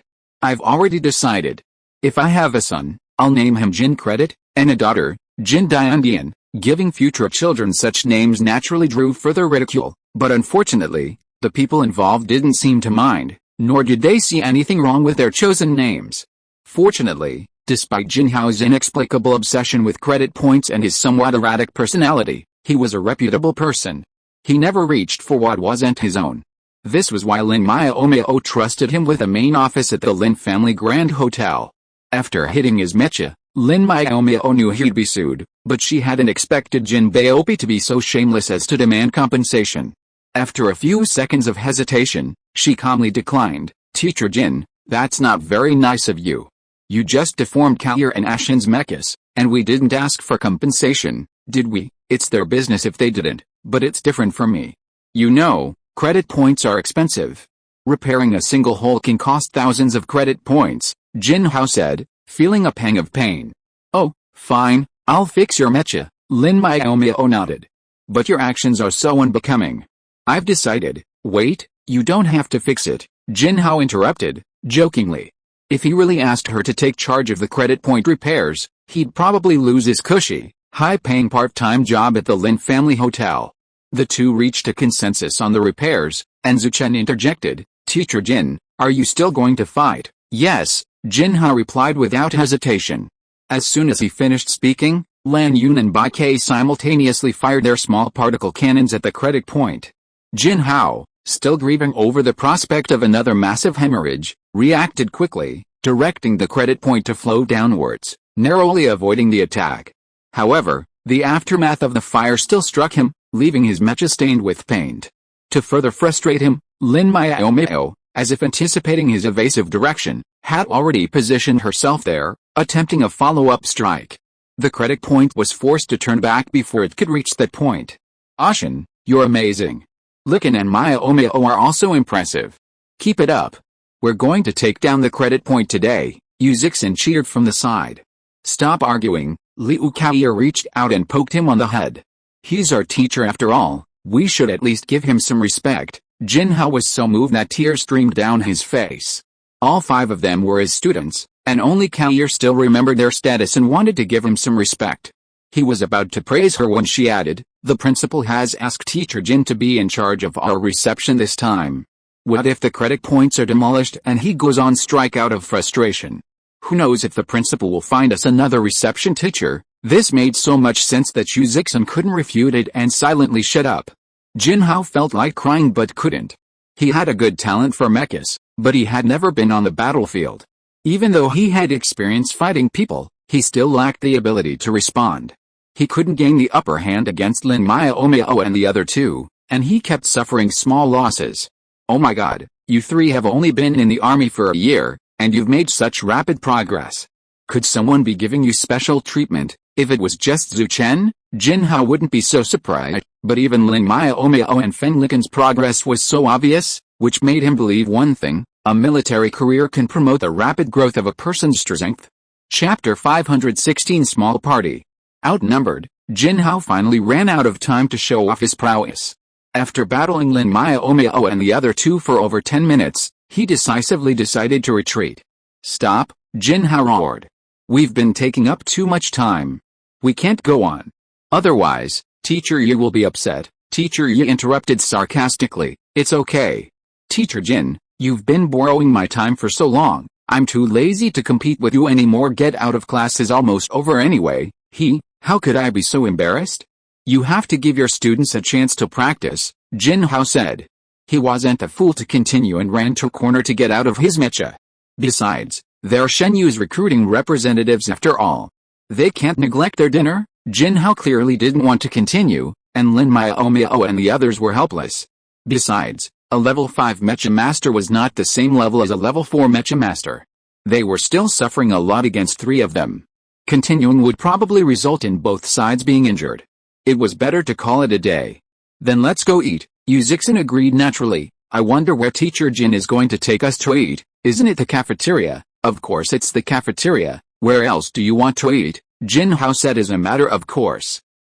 Yu Zixin was a little disappointed. He thought they would go to a restaurant. Then I'd better go home to eat. I'll go home to eat too. Liu Kaoye also raised her hand to express, even though I haven't been here for a year, I still remember the taste of the cafeteria food. It was even worse than the food in their fleet cafeteria.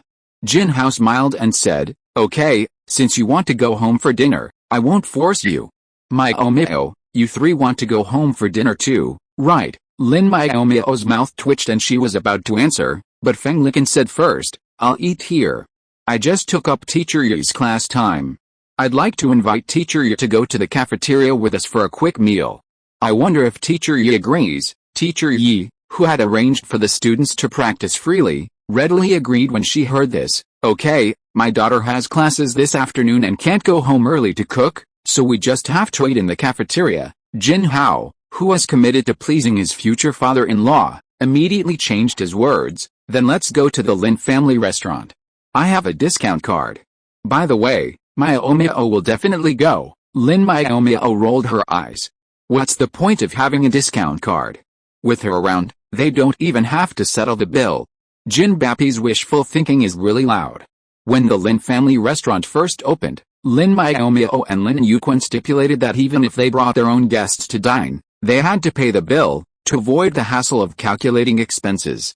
However, as the restaurant grew and they hired professional accountants, and since they rarely treated guests, they simply waived a bill and simply kept a record. As the restaurant's managing director, Jin Hao could eat as much as he wanted, but he didn't get to treat anyone for free. He only had a lifetime VIP card with a 40% discount, so naturally, he had to pull the strings. Even though she understood Jin Paopi's ulterior motives, Lin Miaomiao couldn't refuse. After all, they had agreed to treat Teacher Yi to dinner. However, it didn't seem right for them to only treat Teacher Yi and Jin Hao when they returned to their alma mater. So, she discussed it with Zhu Chen and Feng Liken, and the three of them video-called their former teachers, inviting them to a small get-together. University teachers had fewer classes and fewer evenings, so they happily agreed. Those at school agreed to meet at the school gate, while those away could drive to the Lin family restaurant. Although Lin Miaomiao's body had studied at the 2nd Military Academy for 4 years, her memory only held 2. During those 2 years, she was preoccupied with studying and tutoring. She was rarely called upon to answer questions in class, and she hadn't interacted with her teachers in any way, to the point where she couldn't even remember all their names.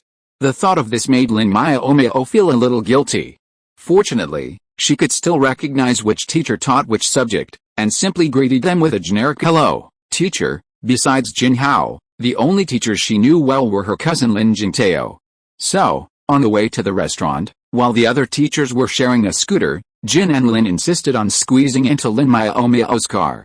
"Your scooter is big, it can hold 8 or 9 people, so it won't be overloaded," Jin Hao said cheekily. He actually wanted to sit with the other teachers, perhaps to curry favor with his future father-in-law. Unfortunately, Teacher Yi wouldn't give him the chance to curry favor, insisting on watching him get on before choosing her own scooter.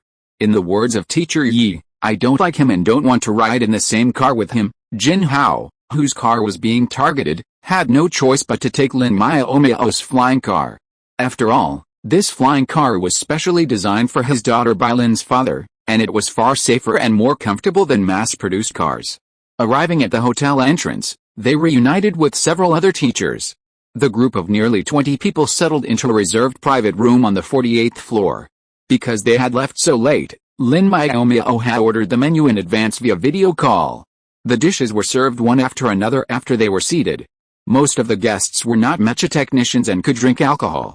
After ordering juice, Lin Miaomiao also ordered several bottles of red wine and a bottle of white wine, to avoid the alcoholic ones feeling inadequate. After toasting each teacher with drinks instead of alcohol, Lin Miaomiao and Feng Liken sat down to eat in silence. Neither of them was talkative, so they just kept eating. During the meal, Liu Kaoyer and Yu Zixin, 2 lively students, learned the rules of the fleet and recounted anecdotes, keeping the teachers entertained. Zhu Chen, on the other hand, used his gentle smile to coax the teachers into toast. By the end, almost all the teachers who could drink had collapsed, while those who couldn't had their bellies full and had to hold on to the wall as they left. Everyone was stunned when they left. Several teachers had been drunk, and they were responsible for sending them home. Unfortunately, most of them didn't live in the school's faculty dormitories, so they couldn't send them all home at once. The sober teachers laughed and told them they deserved it. "Since you got them drunk, you should send them home." Despite that, they took 2 of the drunks who lived on campus with them, claiming it was on their way. Before leaving, they kindly shared the addresses of the others. The remaining 4 teachers did not live in the teachers' dormitory, so Lin Miaomiao and the other 4 stupidly left them at the door to let them get some fresh air for a long time, hoping that they would sober up, but it was of no use. In the end, they could only decide to split up and send them back. Among the 4 teachers, there were 3 men and 1 woman, including Lin Jingtao. Seeing her drunk cousin, Lin Miaomiao made a decision in an instant. She released the flying car, stepped forward and pulled her cousin up and said seriously, "I will send my brother back. Ashin and Zixin will send one for the others, Liken and Kaoyer will also send one, and Teacher Jin will send one alone. I'm not the one who treated us, how can this be my business?" Jin Hao jumped up. "No teacher should listen to students' orders, I won't do it." Lin Miaomiao thought for a while and changed her words. "General Manager Jin, please help send one. Students can command teachers, but bosses can always command employees." Chapter 517. Take an ice bath. If you're someone else's breadwinner, you naturally have to be under their control. No matter how reluctant Jinhao was, Lin Miaomiao, using her boss's authority, had to pull out her cart to send someone home. However, he was also smart. He simply chose the male teacher who lived closer to the school and rudely lifted her onto the car. Never mind. I'm in a good mood today, so I'll just take one of you home. Before the car started, he emphasized again, this is what you should have done. I'm sharing the burden with you. Just be nice to me in the future, Lin Miaomiao replied with a wooden face. If you keep nagging, I'll deduct 10% of your bonus this month. Jinhao was furious, but he didn't dare joke about his bonus. He started the car and sped away. Afterwards, Liu Kaoyer and Feng Liken took the initiative to help the female teacher up and left. Yu Zixin and Zhu Chen also carried the remaining male teacher onto the car. As for Lin Miaomiao, she knew where her cousin lived, but she was too lazy to send him back. Anyway, there were more rooms in the Lin family mansion, so she took him back to stay for one night. The old man and Lin's father had already sent several text messages urging her to go back. After the flying car flew for an hour, the Lin family mansion appeared in front of them. The electronic eye automatically opened after scanning the appearance and license plate of the flying car. Lin Miaomiao drove directly into the yard and stopped at the gate of the main building. After getting out of the car, she was about to open the door, but found that the door was open. Yi stood at the door and shouted, "Welcome home, Miss Miaomiao." Lin Miaomiao raised the corner of her mouth. "Yi, you are really fast. By the way, please help me carry my cousin down and arrange a room for him to rest." "Okay," Yi replied, and got on the flying car nimbly, carried the person down in a princess hug, and went into the house first. At this moment, Lin Yuhei, who had heard the commotion, came out and said excitedly, "Baby, Daddy missed you so much, come and hold one for me." He easily hugged Yi and his nephew.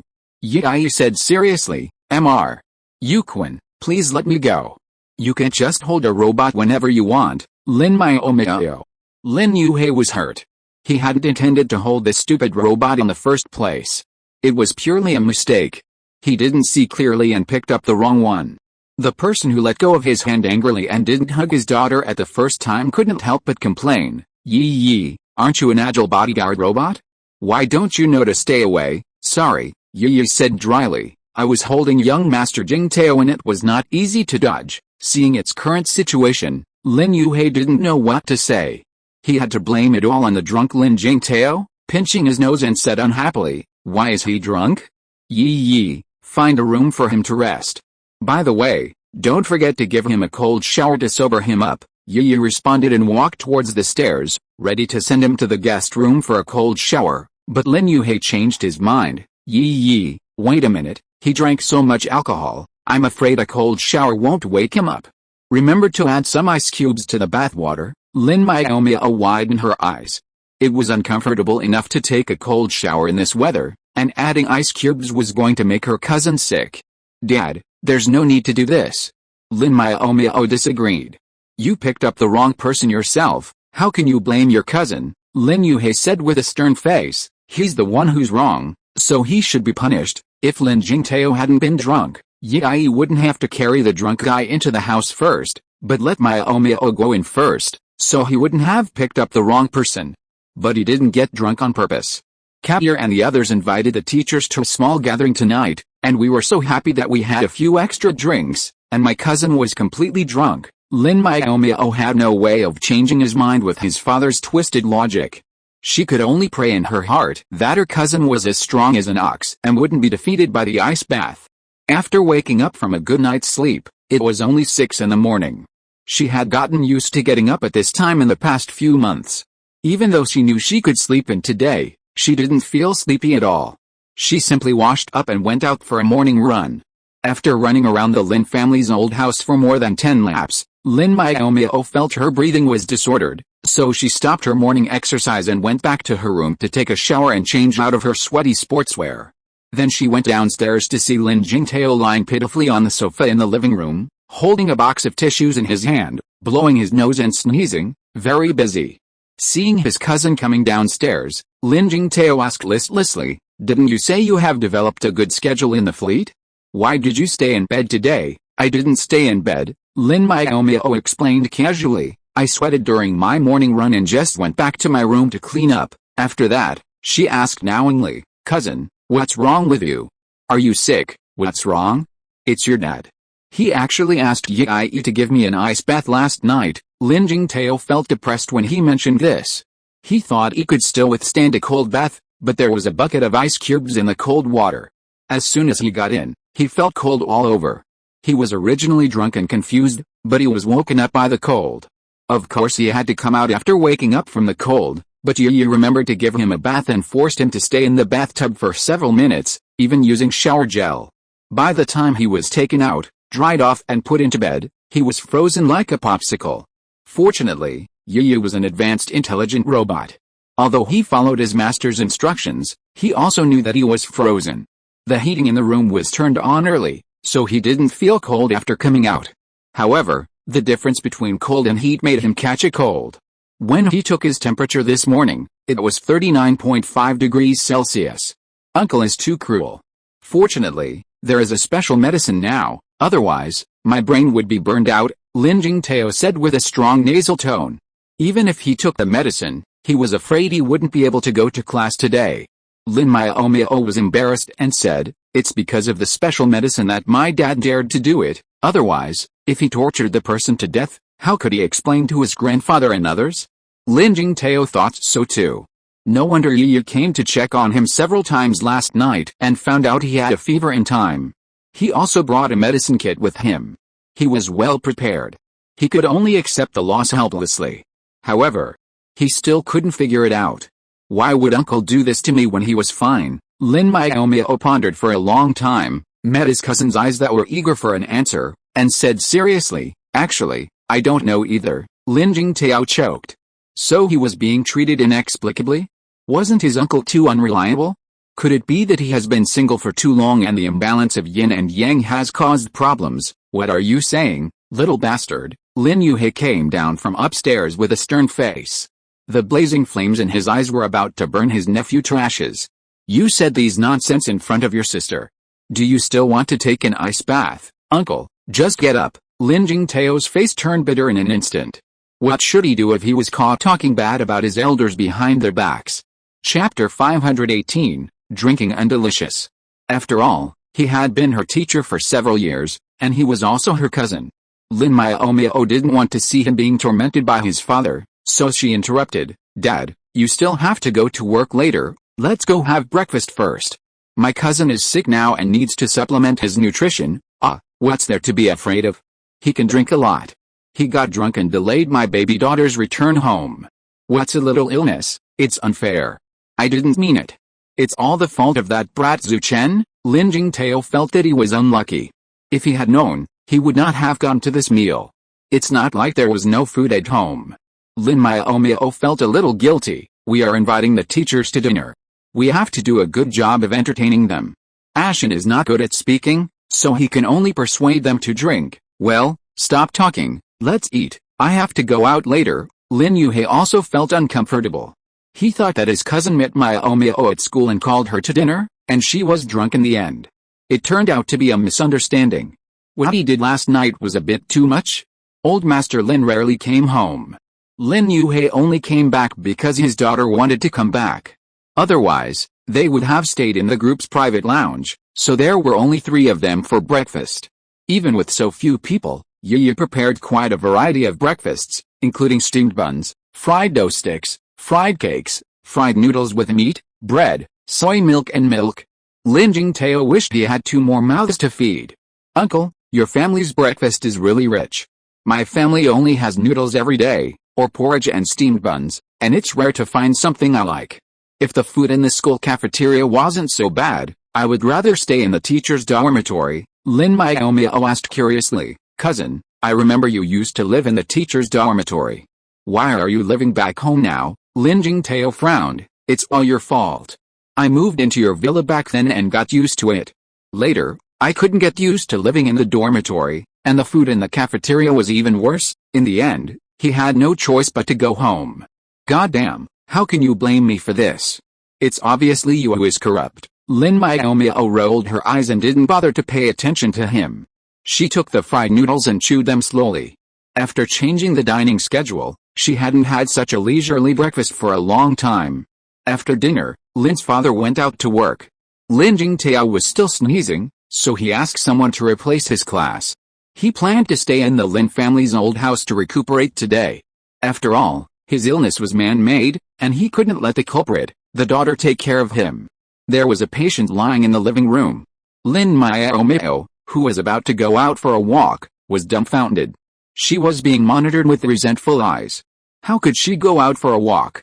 She was too hurried to come back last time.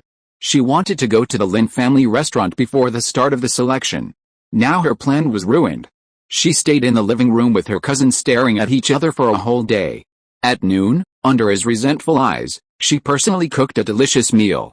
In order to make his illness heal quickly, Lin Miaomiao made all spicy dishes. Whether it was fish or meat, fresh or veggie, she added plenty of onions, ginger, garlic, and chili peppers to all the dishes.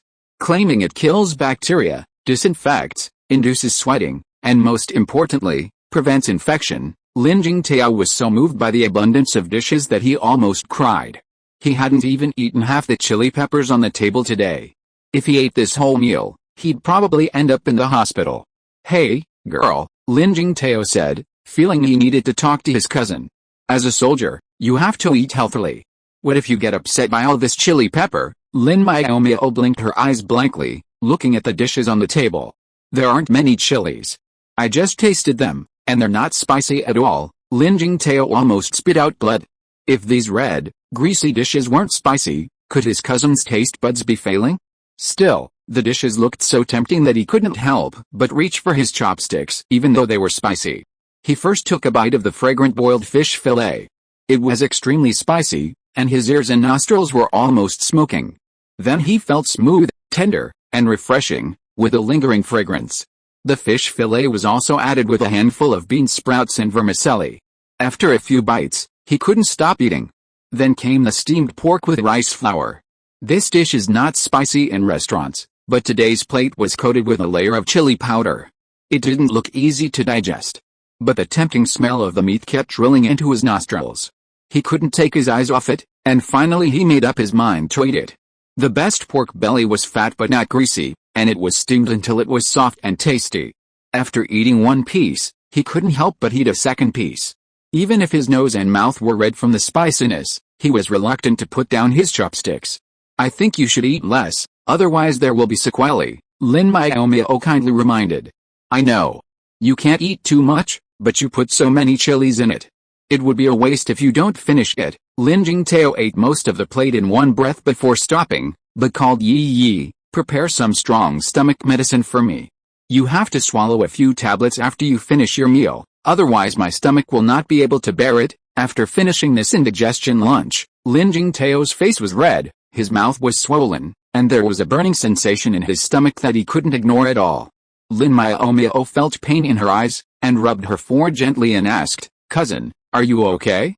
You know these dishes are spicy, and you can't eat chili peppers, but you still eat them with all your might. Can't you eat less? It's all your fault." Lin Jingtao sniffed, and felt a stinging pain in his throat. "You put so many chilies in it, it makes people feel hot and spicy, but they can't bear to put down their chopsticks. Well, I think you've been sweating, and you seem to be in a lot better spirits." Lin Miaomiao blinked her big eyes innocently. "It's just that, although I said I was treating you, you can't eat too much. If you eat less, there will be no sequelae after the cold is cured." So she thinks this has nothing to do with her at all. It's not her fault that her cousin can't control his mouth. Lin Jingtao's face turned pale. So, the sequelae are caused by his greed.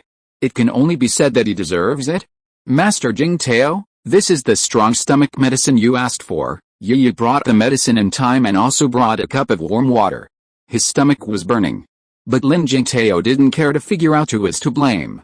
He picked up the medicine, read the instructions, and then swallowed 4 tablets, gulping down a glass of warm water. Soon, the burning sensation in his stomach subsided considerably. He breathed a sigh of relief and decided to lie down on the sofa and go home when he felt better. Neither the Lin father nor his daughter was a good person. If they hadn't noticed, he would become a symbol of excessive drinking and eating. It would be best to stay away from them. Lin Miaomiao couldn't help but laugh inwardly at this. but she said with concern, "Cousin, are you okay? Do you want to take you to the hospital to prevent your condition from getting worse?" "No, I just need to rest," Lin Jingtao said through gritted teeth. "Go ahead and do whatever you want. No need to call me," Lin Miaomiao readily agreed. "Okay, I'll go back to my room for a nap," Lin Jingtao responded with a lightning-fast dash to the bathroom. Chapter 519 The Twins' Plan. Lin Jingtao did what he thought. After he felt better, he drove home quickly, ignoring Yi Yi's enthusiastic pleas to stay. If he stayed any longer, he would suffer a lot. Lin Miaomiao just smiled and did not persuade him to stay and rest. The old man would be back tonight. If he knew that her and her father had played a prank on her cousin, she would definitely punish him by sitting facing the wall for a few hours. At 4 or 5 in the afternoon, she went into the kitchen to prepare dinner. Her grandfather was old and had a light diet. She rarely came home, so she had to behave well. As for the perverted spicy meal left over from lunch, of course, these evidences could not be left behind. Yi had already dealt with them when she was clearing the table. Steamed yellow croaker, steamed egg with lotus root, stir-fried pork with broccoli, stir-fried green beans, 4 happiness meatballs, taro belly, and winter melon and pork rib soup. 6 dishes and 1 soup were more than enough for 5 people. The meal wasn't ready yet, but the twins came home first. They ran to the kitchen and called their older sister. After a few sweet words, they ran off to the living room to play. Not long after, Grandpa and Lin's father also returned, and dinner was almost ready by then. Everyone chatted and laughed while enjoying a small reunion meal. After dinner, everyone cleaned up and moved to the living room to chat. This time, Lin Miaomiao was finally the absolute center of attention. The 4 of them sat around her and chatted, with quite a few topics to discuss. Grandpa Lin asked about her training in the fleet, whether she was tired, whether her mecha skills had improved, how she was getting along with her teammates, whether she was getting used to it, and so on. In short, he was asking about life in the fleet. Although they didn't video chat very often, Lin Miaomiao had described her life in the fleet more than once. Seeing that her grandfather was still struggling with the topic, she could only review the new fleet training schedule with him again and side with him about the hardships of training. Lin Yuhei said seriously, "A soldier's job is to endure hardships, to shed blood and sweat without tears. If you can't even endure this little hardship, pack your bags and go home." Fleet life was tough, but Lin Miaomiao had no intention of returning home to be a parasite. She immediately signed a military order. "I won't change my career. I love being a mecha warrior, fighting to protect the Federation and our homeland.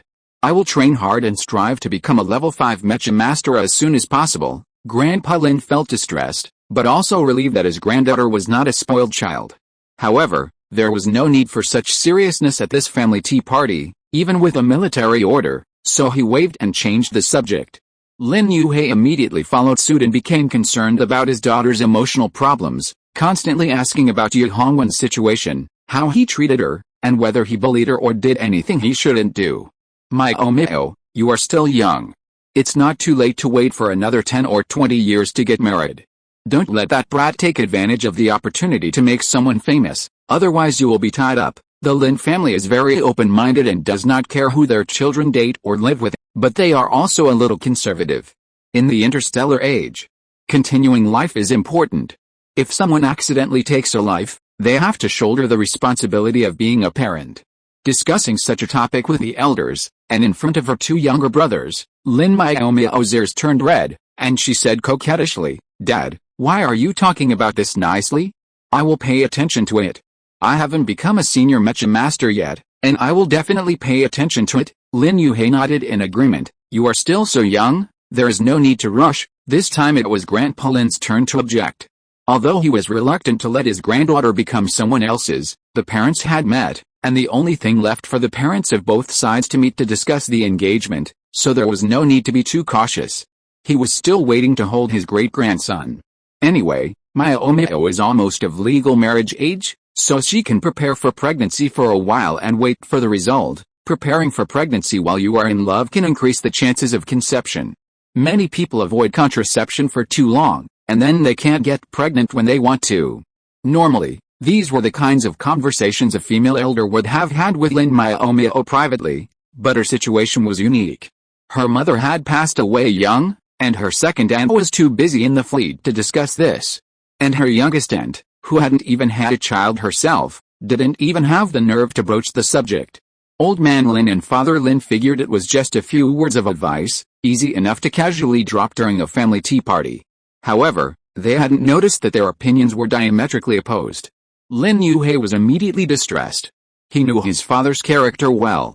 Whenever they disagreed, he was unreasonably suppressed, and this time was no exception. Sure enough, Old Man Lin used his status as an elder to brutally suppress his son's opinion, saying, "I want to hold my great-grandson. I want to watch him grow up while I still have a few decades to live." Lin Yuhei, the old man, was being unreasonable again. There was no way to continue this conversation. Lin Miaomiao, the center of the conversation, was in a state of confusion. She was only 20, not even engaged or married, yet she was already thinking about having children. It seemed like overly open-minded parents weren't always so helpful. The topic of love had reached a dead end, and Old Man Lin decisively decided to change the subject, lest it damage the relationship between father and son. This time, it was the twins who initiated the conversation.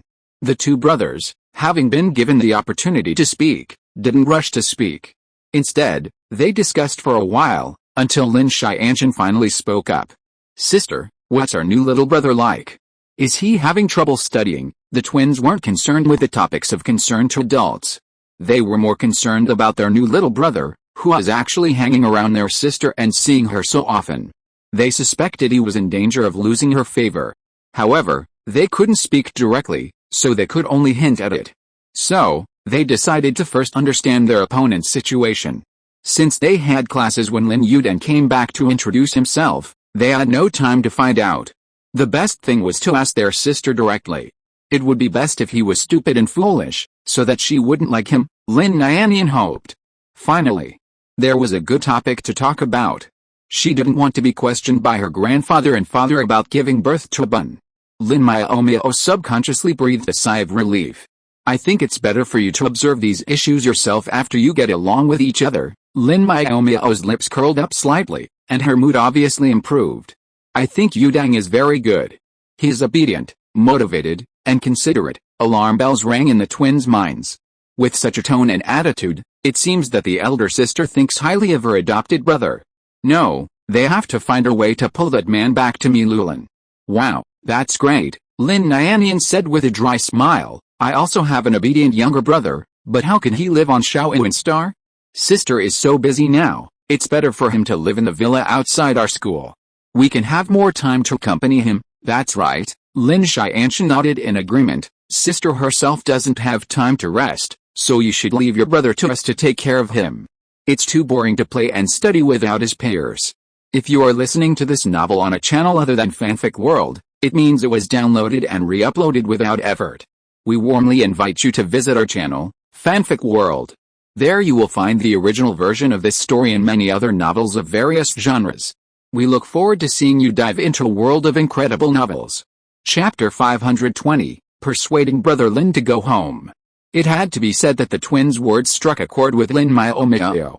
The fleet's mission schedules were irregular, sometimes lasting a month or two. Add to that the fleet's discipline reforms and training schedule, and there wasn't much time to spend with little brother Lin. There was no point in keeping him there any longer. He'd previously worried that Lin Yuding wouldn't feel a sense of belonging to the Lin family, relying on Lin Miaomiao's resemblance to his mother, and unwilling to settle down in Milulan. But things were different now.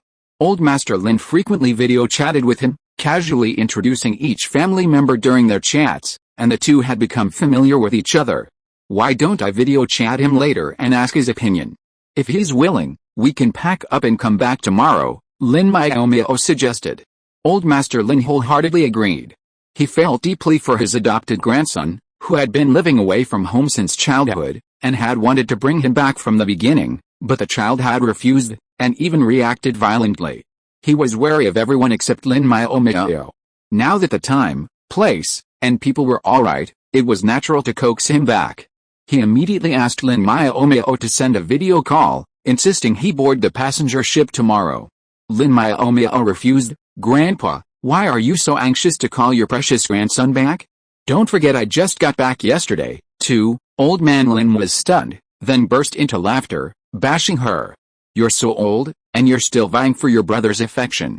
You're such a shameless girl, HMPH, that's not my fault. I finally got home, and Grandpa's all you can think about is someone else, Lin Miaomiao complained half-heartedly.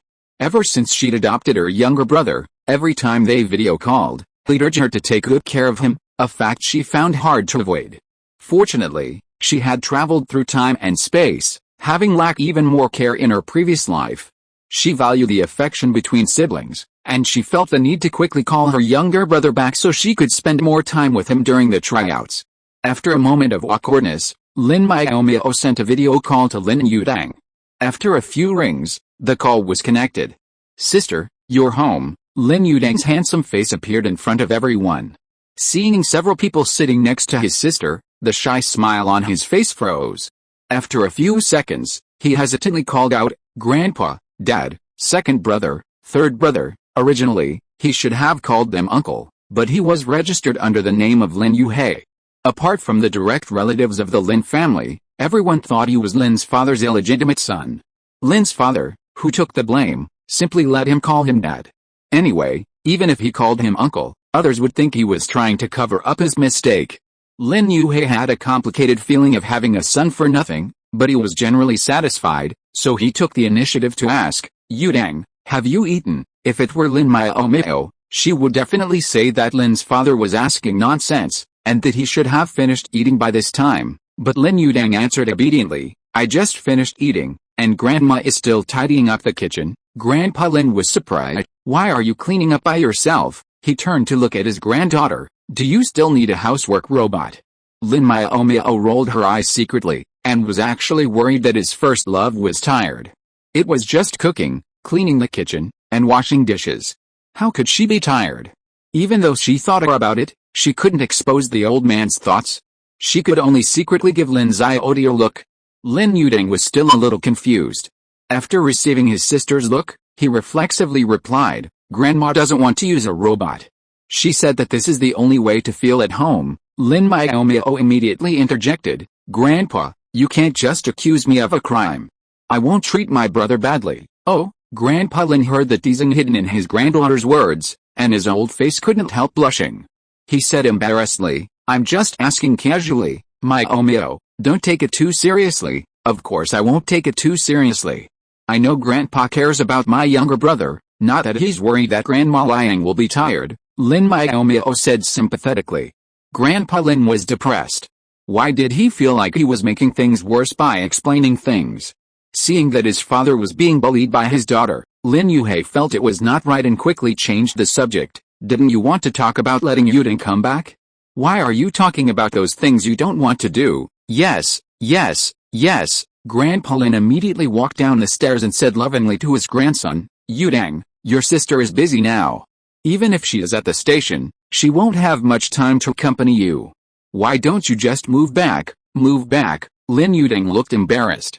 In fact, he knew that his sister was busy during this period, but she still had to squeeze out time to see him. He also considered whether he should continue to stay in Chengguang. However, it would be fine for him to go back to the Lin family, but it would be difficult for his grandmother.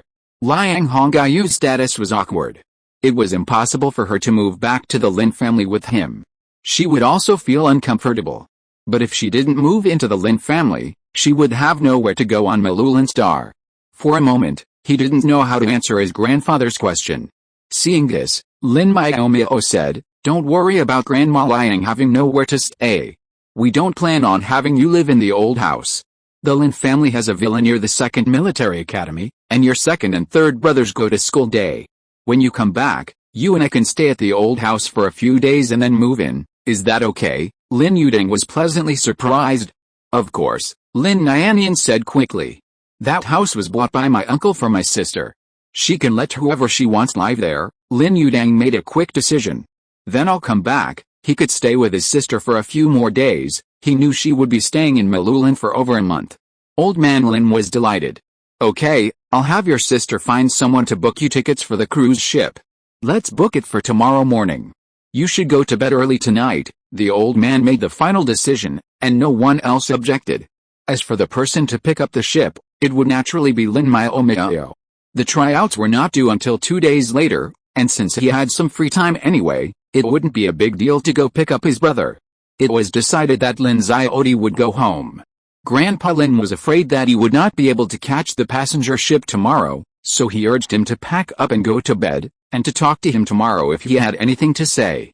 After hanging up the video call, Lin Miaomiao consciously sent a video call to Wei Junayan, asking him to book passenger ship tickets for Lin Xiaodi and Lin Yuding for tomorrow morning, and to arrange a car to take them to the passenger ship. Liang Hongyu and Lin Yuding never go out, so they don't have a car. When they come back to Milulin will have to buy a car for Lin Xiaodi. Although he is not old enough to get a driver's license, Liang Hongyu can. After settling Lin Xiaodi's trip tomorrow, Lin Miaomiao looked at the old man, wondering if it was time to change the subject again. However, the old man was immersed in the excitement of his grandson coming back, and had no interest in chatting at all. He waved his hand and announced the dismissal. After watching Grandpa and Dad go upstairs, Lin Miaomiao was about to follow them back to the room, but was stopped by the twins mysteriously. Lin Xianshan said, "Sister, don't you think Grandpa dotes on you too much? As a man of the Lin family, you can't be spoiled. Otherwise, your status as the apple of your eye will be in jeopardy." Lin Miaomiao frowned. What were the twins playing at? Chapter 521, Those Little Things of Fighting for Favor. Lin Miaomiao felt a little jealous about the fact that little brother Lin was favored, but as an upright soldier, she felt that she should take good care of her adopted brother, so she coughed lightly and said, "He is a younger brother. He has suffered so much outside. Of course we have to take care of him." She was afraid that the twins would feel uncomfortable and cause trouble, so little brother Lin's life experience was not hidden from them. After hearing what her sister said, it was not good to sow discord between them. She could only curl her lips in boredom. "We don't have bad intentions. He is back in the Lin family. We as brothers must take care of him. But you as a sister should not be too partial." "Partial? Am I? I remember that I love you too." Lin Miaomiao was confused. She didn't think she had done anything partial. Why was she being splashed with dirty water for no reason? Of course, Lin Yin enlisted them without hesitation. "You let him live in a house outside your base, and you provided him with all his food, drink, and entertainment supplies. Most importantly, you have to go to the passenger ship airport to pick him up in person when he returns tomorrow." Lin Xianshan added, "You went back to school last night and didn't look for us, nor did you ask if you wanted to go home together. You just ran back on your own. I heard that your cousin—" "That's right, you ignored us." Lin Yin nodded. "To sum up, your sister's heart is biased. She only cares about her new brother and has completely forgotten about Xianshan and me. The world only hears the laughter of new people, but never the tears of old people.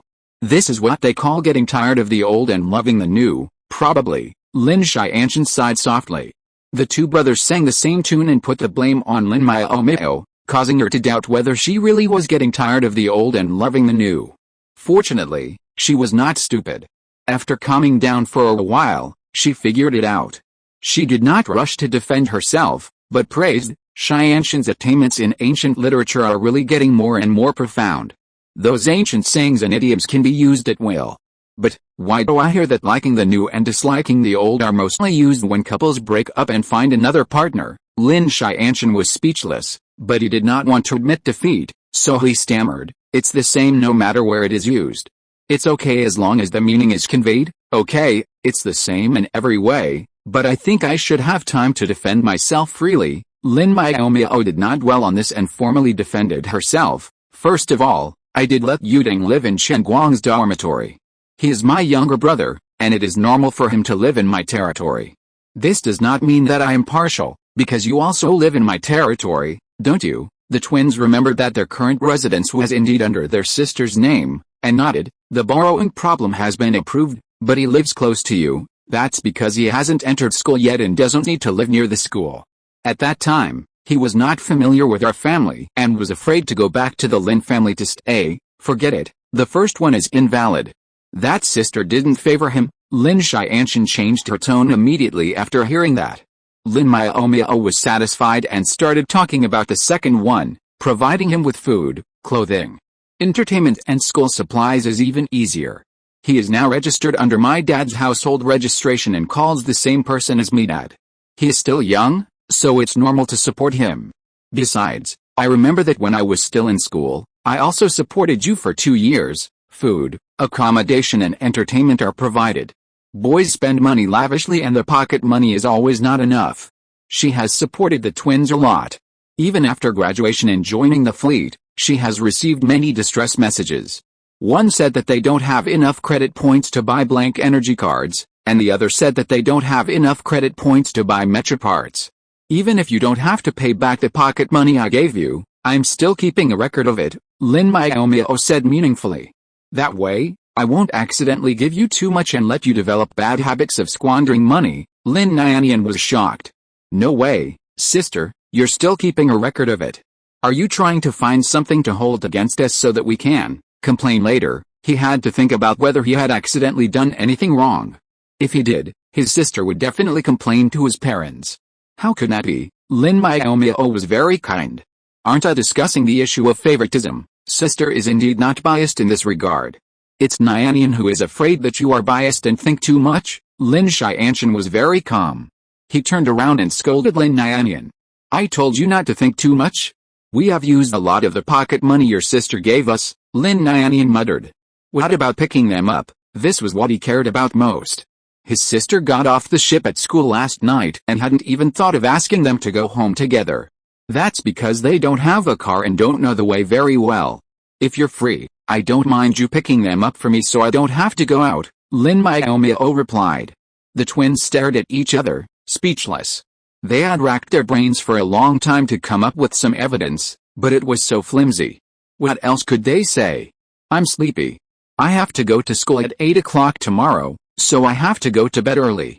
Nyan's class is late, so just chat with your sister for a while. Seeing that the situation was not good, Lin Xianshan immediately got up and walked towards the stairs. Good night, sister, Lin Nyan glared. They were brothers who were born on the same day, but at this time they were only concerned about running away.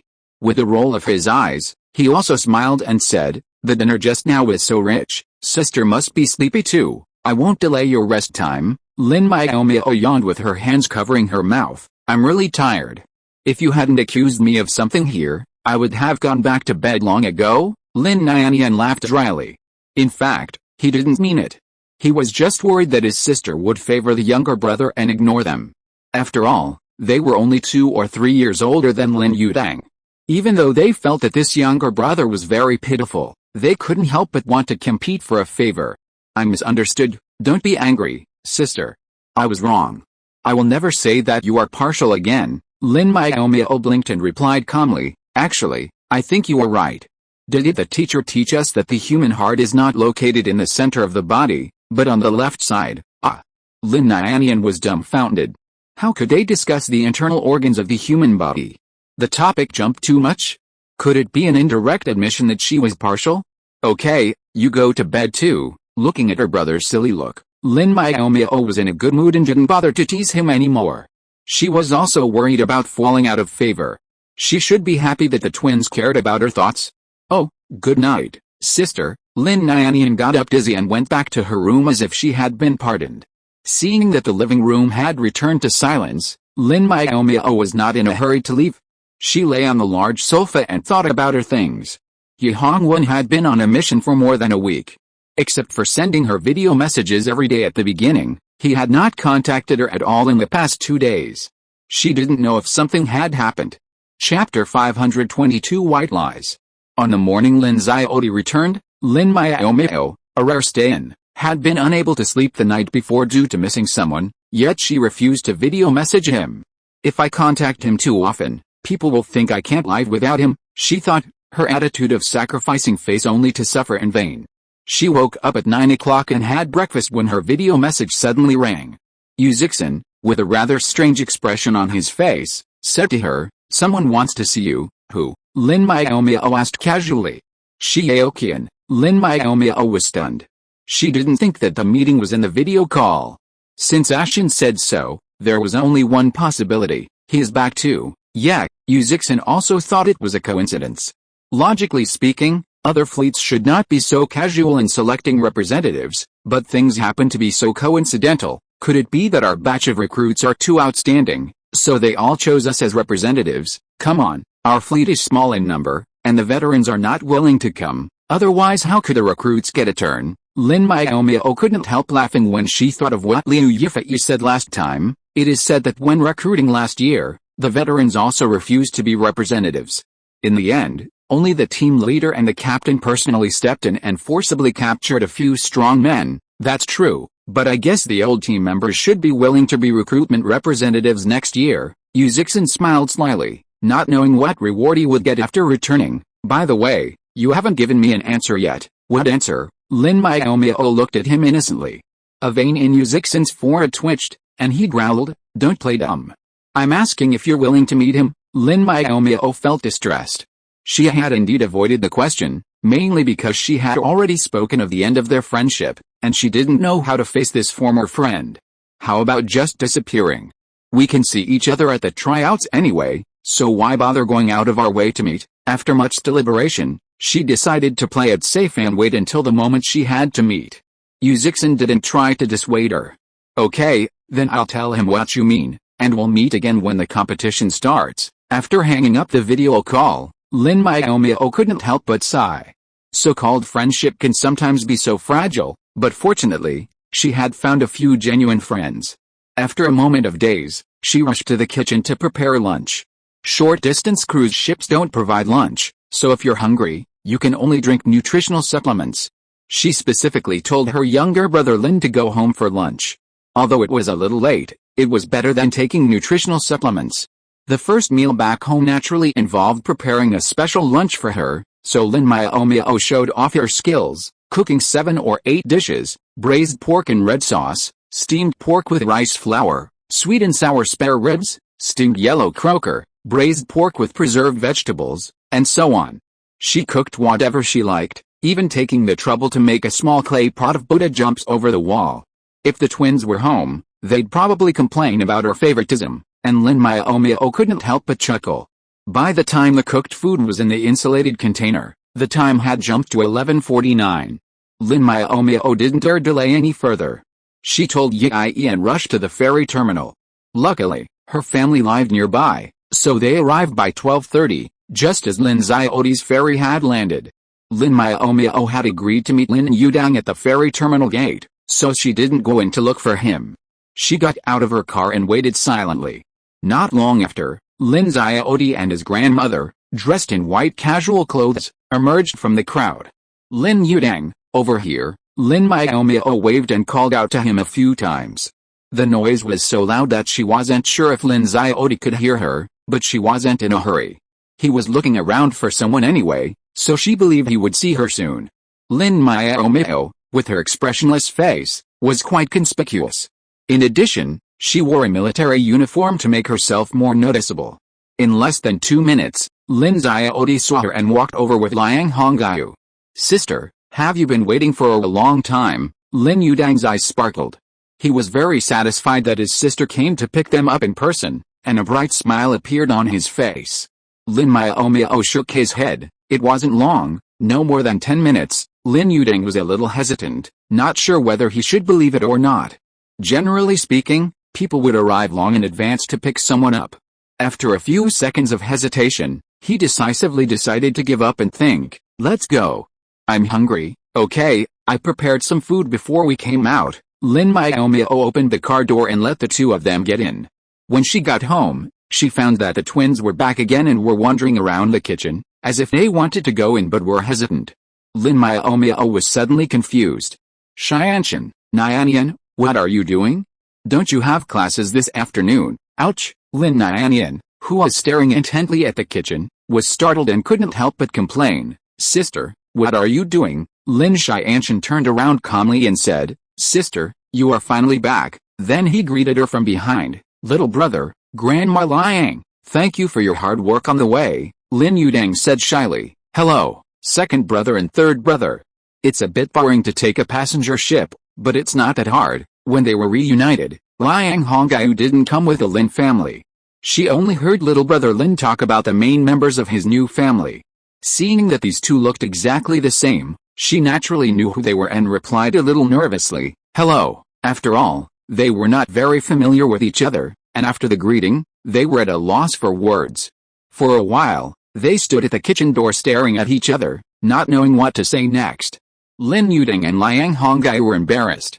Lin Miaomiao saw this and said, "Xianshan, have you eaten yet?" "Not yet. I thought I would come back at noon to eat with little brother," Lin Xianshan replied. Really? Lin Yuding was very surprised. He didn't expect that his two brothers cared about him so much and even waited for him to come back for dinner together. This made him feel very warm. The twins looked at each other. In fact, what they said was a lie. Lin's younger brother's passenger ship arrived late, and the twins came back after having lunch at school. It was just when they got home that they heard Yi talking about their sister making a big meal, so they decided to have another meal. Anyway, they had finished eating for a long time, and they had digested a lot of the lunch. But it was better not to tell the truth. Lin Xianshan thought about it and said very emotionally, "You finally agreed to go home, so of course I have to ask for leave to come back and spend time with you." Lin Yin opened her eyes wide. It seemed that they came back because they didn't have classes in the afternoon. Why did Xianshan say that he asked for leave? Isn't that not good? Looking at his younger brother again, he saw that his face was full of emotion and happiness. Lin Yin swallowed the words that wanted to spoil the story and nodded heavily. "Yes, Xianshan and I have been thinking about your brother at school. We thought you should arrive before 12:30, so we asked for leave and came back to wait for you." The twins cooperated with each other to tell a white lie. Little brother Lin was very moved. Even Grandma Liang was relieved. The Lin family is so friendly. Why did she get so scared that she had to break up with Grandpa Lin? It was really wrong. Chapter 523 Between Sister and Brother. A white lie completely calmed Lin Xiaoti's uneasy heart. Lin Miaomiao knew the twins' character and didn't take their words seriously at all, but she didn't intend to expose them. If this could make her little brother happier, then there was nothing wrong with it. After the late lunch was served, seeing the table full of delicious food, Lin Xiaoti was even happier, while Lin Yin was furious. "Sister, you are too much.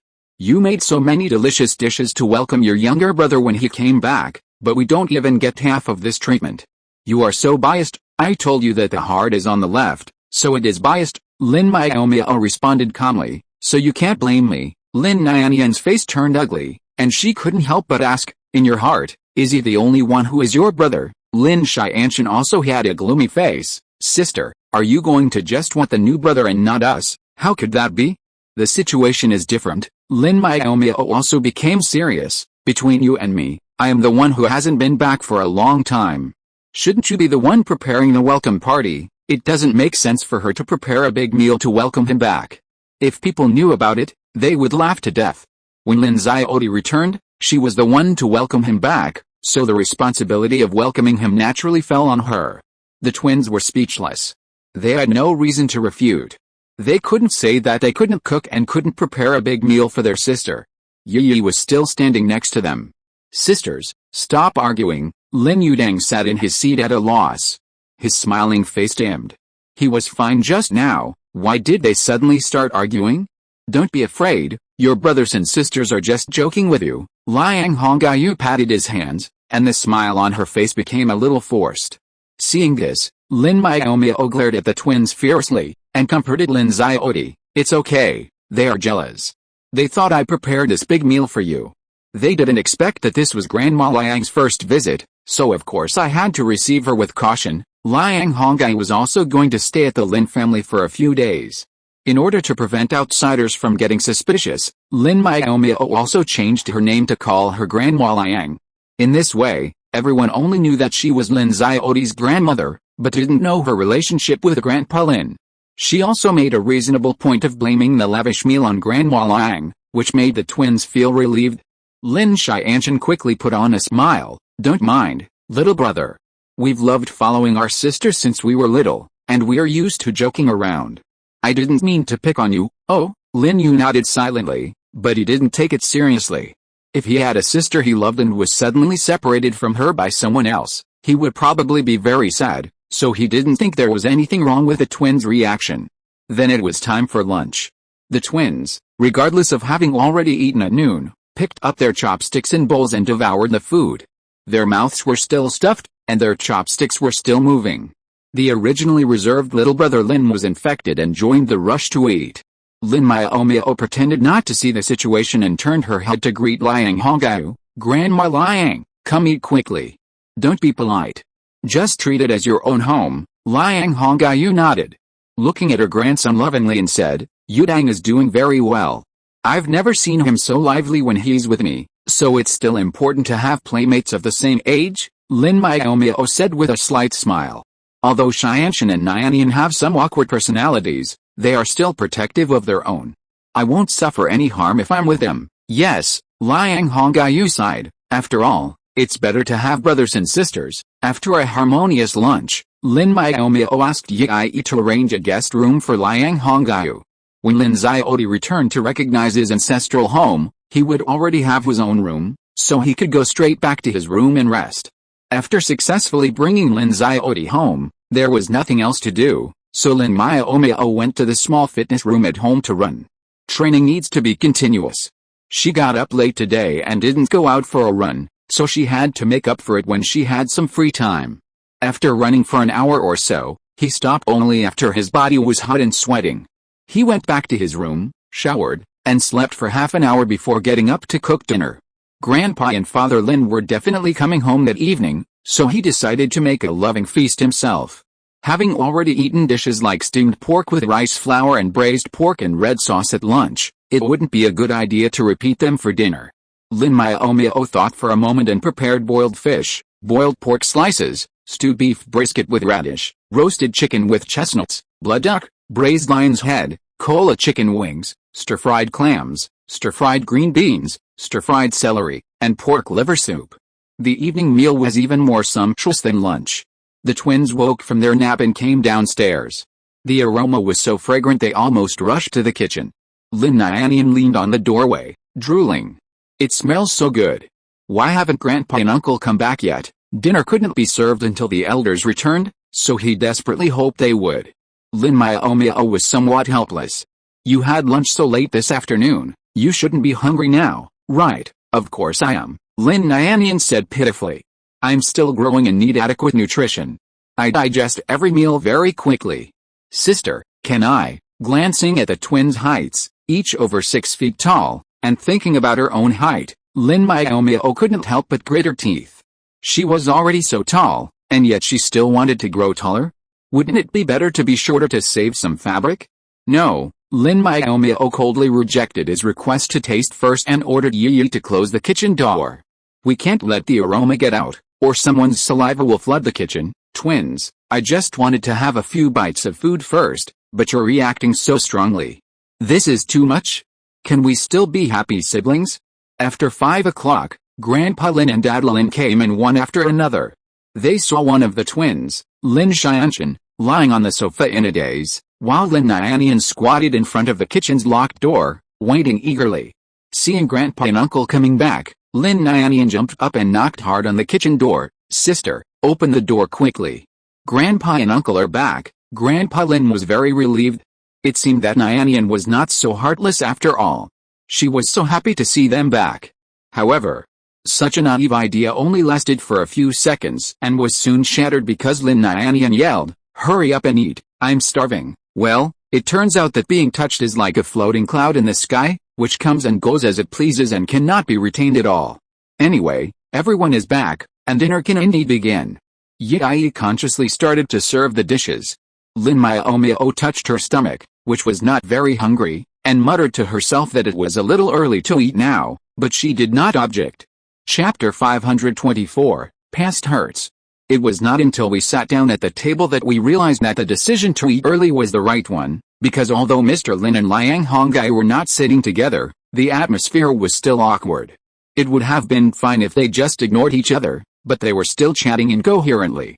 Old Master Lin said dryly, Ms. Liang must be tired after sitting on the passenger ship for the whole morning. Eat more to replenish your body, it's only been a few hours, there's no need to be so squeamish. Liang Hongyu also replied dryly, Miaomiao also made a big meal for me after I got here, and she's still full now. Oh, then have a drink. I remember you can drink a lot. Old Master Lin turned his head and asked his granddaughter, You have a lot of wine hidden there, take out a few bottles. Liang Hongyu quickly shook her head to refuse. It's been so many years, I quit drinking a long time ago, it's not intoxicating, and drinking less won't hurt your body. Why quit? This, Liang Honggai was a little embarrassed. She didn't want to tell the reason for quitting drinking, which would make her feel ashamed. In fact, she didn't quit drinking on purpose, but after breaking up with old Master Lin, she found out that she was pregnant. At first she didn't drink for the sake of the child, and later life became difficult, so how could she have money to drink? Even though she didn't say it, old Master Lin could probably guess the reason, but he could only sigh. While he felt guilty, it was mostly because of his daughter, whom he had never met. His feelings towards Liang Honggai, his first love, were quite complicated. Meeting Liang Honggai was an accident. At the time, he had concealed his identity while on a mission, and there were things he simply couldn't confess. By the time he could confess, their relationship had already reached the point of discussing marriage. Before meeting her parents, he finally revealed everything about his situation, expecting at most to face the wrath of his gentle and kind girlfriend, who could be comforted and all would be well. However, his girlfriend's anger and sadness were so intense that she lost control of her emotions and quickly kicked him out. He remained outside the door for 3 days and 3 nights, unable to sleep. Fortunately, he had mineral water and nutritional supplements in his space, so he wasn't afraid of starvation. The door finally opened, and Mr. Lin happily stepped forward to apologize and beg for forgiveness, only to be met with a dismissive, "Let's break up. You're disgusting to me." The proud Mr. Lin, now young and impetuous, suffered an unprecedented blow. He finally left, intending to return when his emotions calmed down. However, when he returned, the house was deserted, its owner having changed. Liang Honggai's parents had both passed away, leaving her with only a house of less than 200 square meters, which she had sold within a few days, demonstrating her resolve to leave. Mr. Lin canvassed all her friends to no avail, and with the fleet's recall order already in place, he reluctantly gave up. Thinking of her resolute departure, Mr. Lin could no longer contain his anger. "You don't have much money to support your child, and yet you won't come to me? Do I disgust you so much?" Liang Honggai froze. She had known she'd done the wrong thing. She had visited Miluo Land before, when her daughter was 6, but she'd come at a wrong time. Mr. Lin had just gotten married, and her pride wouldn't allow her to disrupt someone else's home again, so she left again. It's all over. What's the point in trying to figure out who was right and who was wrong now? Liang Honggai couldn't help but smile bitterly. "I just want to see Yudang grow up." This time, it was old man Lin's turn to be speechless. Lin Miaomiao was frustrated. These two elders were too bold. Reminiscing about the past in front of everyone, were they trying to reconcile? Regardless, since Grandma Liang hadn't caused her grandmother any harm, they, as grandchildren, should just turn a blind eye and watch. As she pondered this, she silently took out some wine and placed it in front of Liang Honggai.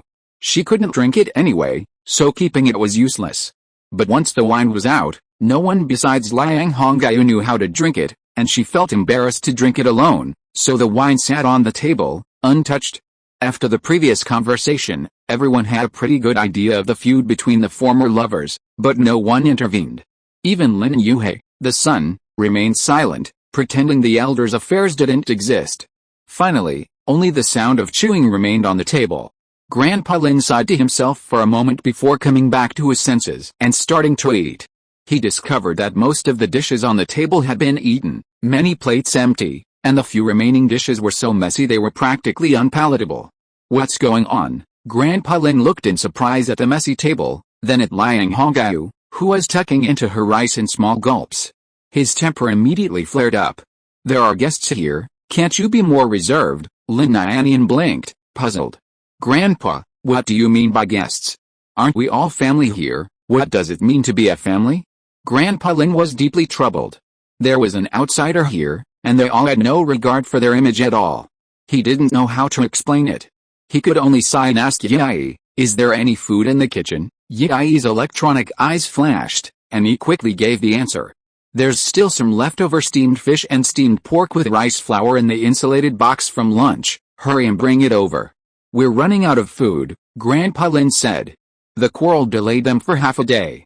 When Yi brought up the leftovers from lunch, Mr. Lin placed all the plates next to Liang Honggai. "No need to put them here. We had lunch too late and I'm not very hungry yet." Liang Honggai refused uneasily. "You're the guest, so naturally I have to serve you first," Mr. Lin said indifferently. He finished the rice in his bowl in a few mouthfuls and didn't add more. He stood up slowly and walked out. I'm old and tired after a busy day. I'm going back to my room to rest. Not long after, Lin Yuhei and Liang Hongyu also finished their meals and left. On the contrary, several younger generations still refused to leave the table. The atmosphere was too serious just now. They didn't dare to interrupt and could only lower their heads to eat. The result of eating too much was that their stomachs were almost bursting. A table full of delicious food, but I'm suffering from indigestion, Lin Miaomiao lamented. If I had known, I shouldn't have come back today, Lin Xianshan said thoughtfully. Grandpa must have been hit hard by the events of decades ago. He still hasn't let it go. Anyone would be unhappy if they were dumped for no reason. Especially because of a family background that's too good. No one can stand it, Lin Miaomiao said casually, then turned to Yi next to him and said, I need some medicine to aid digestion. Thinking of the difficult siblings at the same table, he emphasized again, bring more over. While the twins were talking, Lin Miaomiao was still eating in small sips, but after a long time, the rice in the bowl seemed to be untouched, which made Lin Xianshan's eyes hurt. Sister, don't eat if you can't eat any more. You really want to force it down? Lin Yuding also looked at her worriedly. Whatever is left. There's not much left. Lin Miaomiao looked up and said innocently, I didn't fill myself up. I filled half a bowl of rice from the beginning. The twins and Lin Yuding were silent. It turned out that the elder sister had eaten for a long time but had not taken a single bite of food. She was just pretending? Chapter 525, A Good Husband. After 2 or 3 days at the Lin family's old house, Lin Miaomiao and her family had to move to the villa next to the Maryland 2nd Military Academy.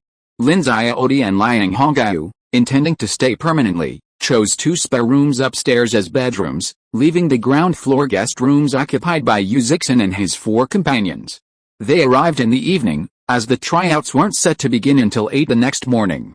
Bored, they gathered for another hot pot meal. Everyone present was familiar, so there was no sense of restraint. Except for Liang Hongyu, who spoke little due to her age, everyone else was chatting and laughing, enjoying the meal. Lin Miaomiao, fearing Liang Hongyu might find herself bored, offered her the wine she'd taken out a few days ago and hadn't had time to drink. Hot pot with wine might sound a bit strange, but it should taste quite good. After all, Grandma Liang drank a 1-pound bottle of wine by herself. They say wine isn't intoxicating, but drinking too much can still make someone pass out. Liang Hongyu, for example, passed out after dinner and was eventually escorted back to her room by Lin Yuding and Lin Miaomiao. The meal lasted over 2 hours, and everyone chatted with great enthusiasm. Afterward, they didn't linger in the living room to play, but instead went back to their rooms to rest. Although they didn't have to do anything during the initial stages of the trials, they still had to stay in good spirits. The next morning, Lin Miaomiao got up early for her usual morning run, but this time she wasn't alone. She joined Yu Zixin and the other 3, running a long lap around the villa complex. After returning to their rooms to shower and change into their military uniforms, they gathered at the dining table for breakfast prepared by the robotic butler. At 7:45, the 5 of them boarded their flying cars and rushed to school. The competition started at 8 o'clock, and they had to arrive on time. After a period of training, military discipline had been ingrained in their minds. Even though the elimination rate in the preliminary rounds was high, and it was hard to tell who was better, they still had to participate. The competition took place at the 2nd Military Academy's competition arena. Although they were military representatives, they still had to abide by the rules. They first met with the other fleet representatives at the entrance of the school guest house, and then went to the competition arena together. The venue for this competition was still the arena, and Lin Miaomiao felt a little regretful. Didn't you say that the way of competing should be reformed? Can't last year's wilderness survival trials be carried out? Jin Hao, who was walking beside them, smiled and said, there will still be wilderness survival competitions this year, but if there are too many participating teams, the security of the competition will be a bit difficult. You know, your team didn't suffer any injuries last year, but many other teams had accidents. We have to eliminate some people this year, so the preliminary round is still a melee in the arena. Yu Zixin curled his lips in boredom. This way of competing is really boring. It's just a bunch of mechas pushing each other on the stage. There is no technical content at all. Jin Hao yawned with his mouth wide open, rubbed his eyes with his hands, and drove away some sleepiness before saying, "This year's competition is actually innovative and quite interesting, but I can't tell you now. You'll know when it starts." After entering the arena in an orderly manner and sitting down in the designated place, Jin Hao, as the reception teacher, was too lazy to pay attention to them. Instead, he leaned back in his chair and dozed off. Yu Zixin poked Jin Hao's eyelids with a sly smile. "Tisk, Teacher Jin must have been busy until very late last night. He's so sleepy. Could it be that he went to harm decent women?" Snap! The harassed person raised his hand to knock down the restless hand, opened one eye and looked at the culprit with an dissatisfied warning. "Representative Yu, please pay attention to your words and deeds. I am a genuine good husband, the kind with a husband. You can't tease me casually, good husband?" What the hell? Yu Zixin looked like he saw ghost. He had little education and had only heard of good women. This was the first time he heard of the term good husband. He had to say, "Teacher Jin, you are so humorous. As for the so-called teasing, wasn't it just poking the eyelids a few times? How could it count?" Feeling that he was wronged, Yu Zixin became bolder and bolder. Not only did he not retract his hand, but he changed from poking to pinching, and pinched Jin Hao's handsome face several times. "This is teasing. The eyelid poking just now was just a joke. Teacher Jin, don't get it wrong," Yu Zixin said smugly.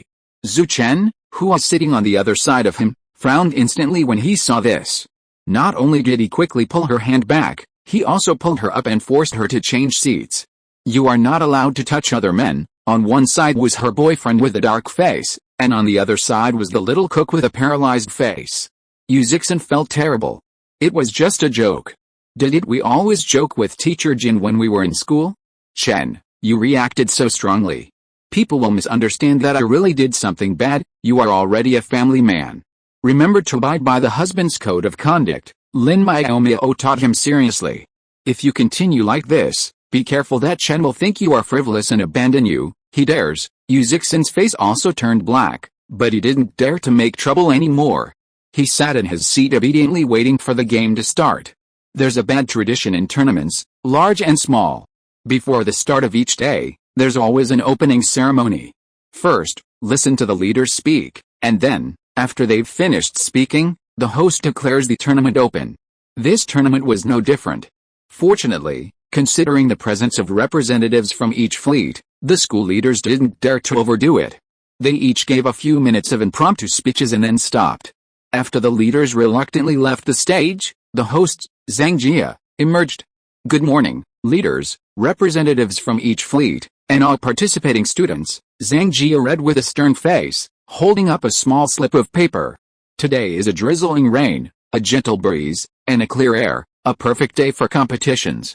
It's also the first day of our Mural and Second Military Academy graduation trials." Zhang Jia read the slip without a second thought. He seemed relieved, a stiff smile playing at the corner of his mouth.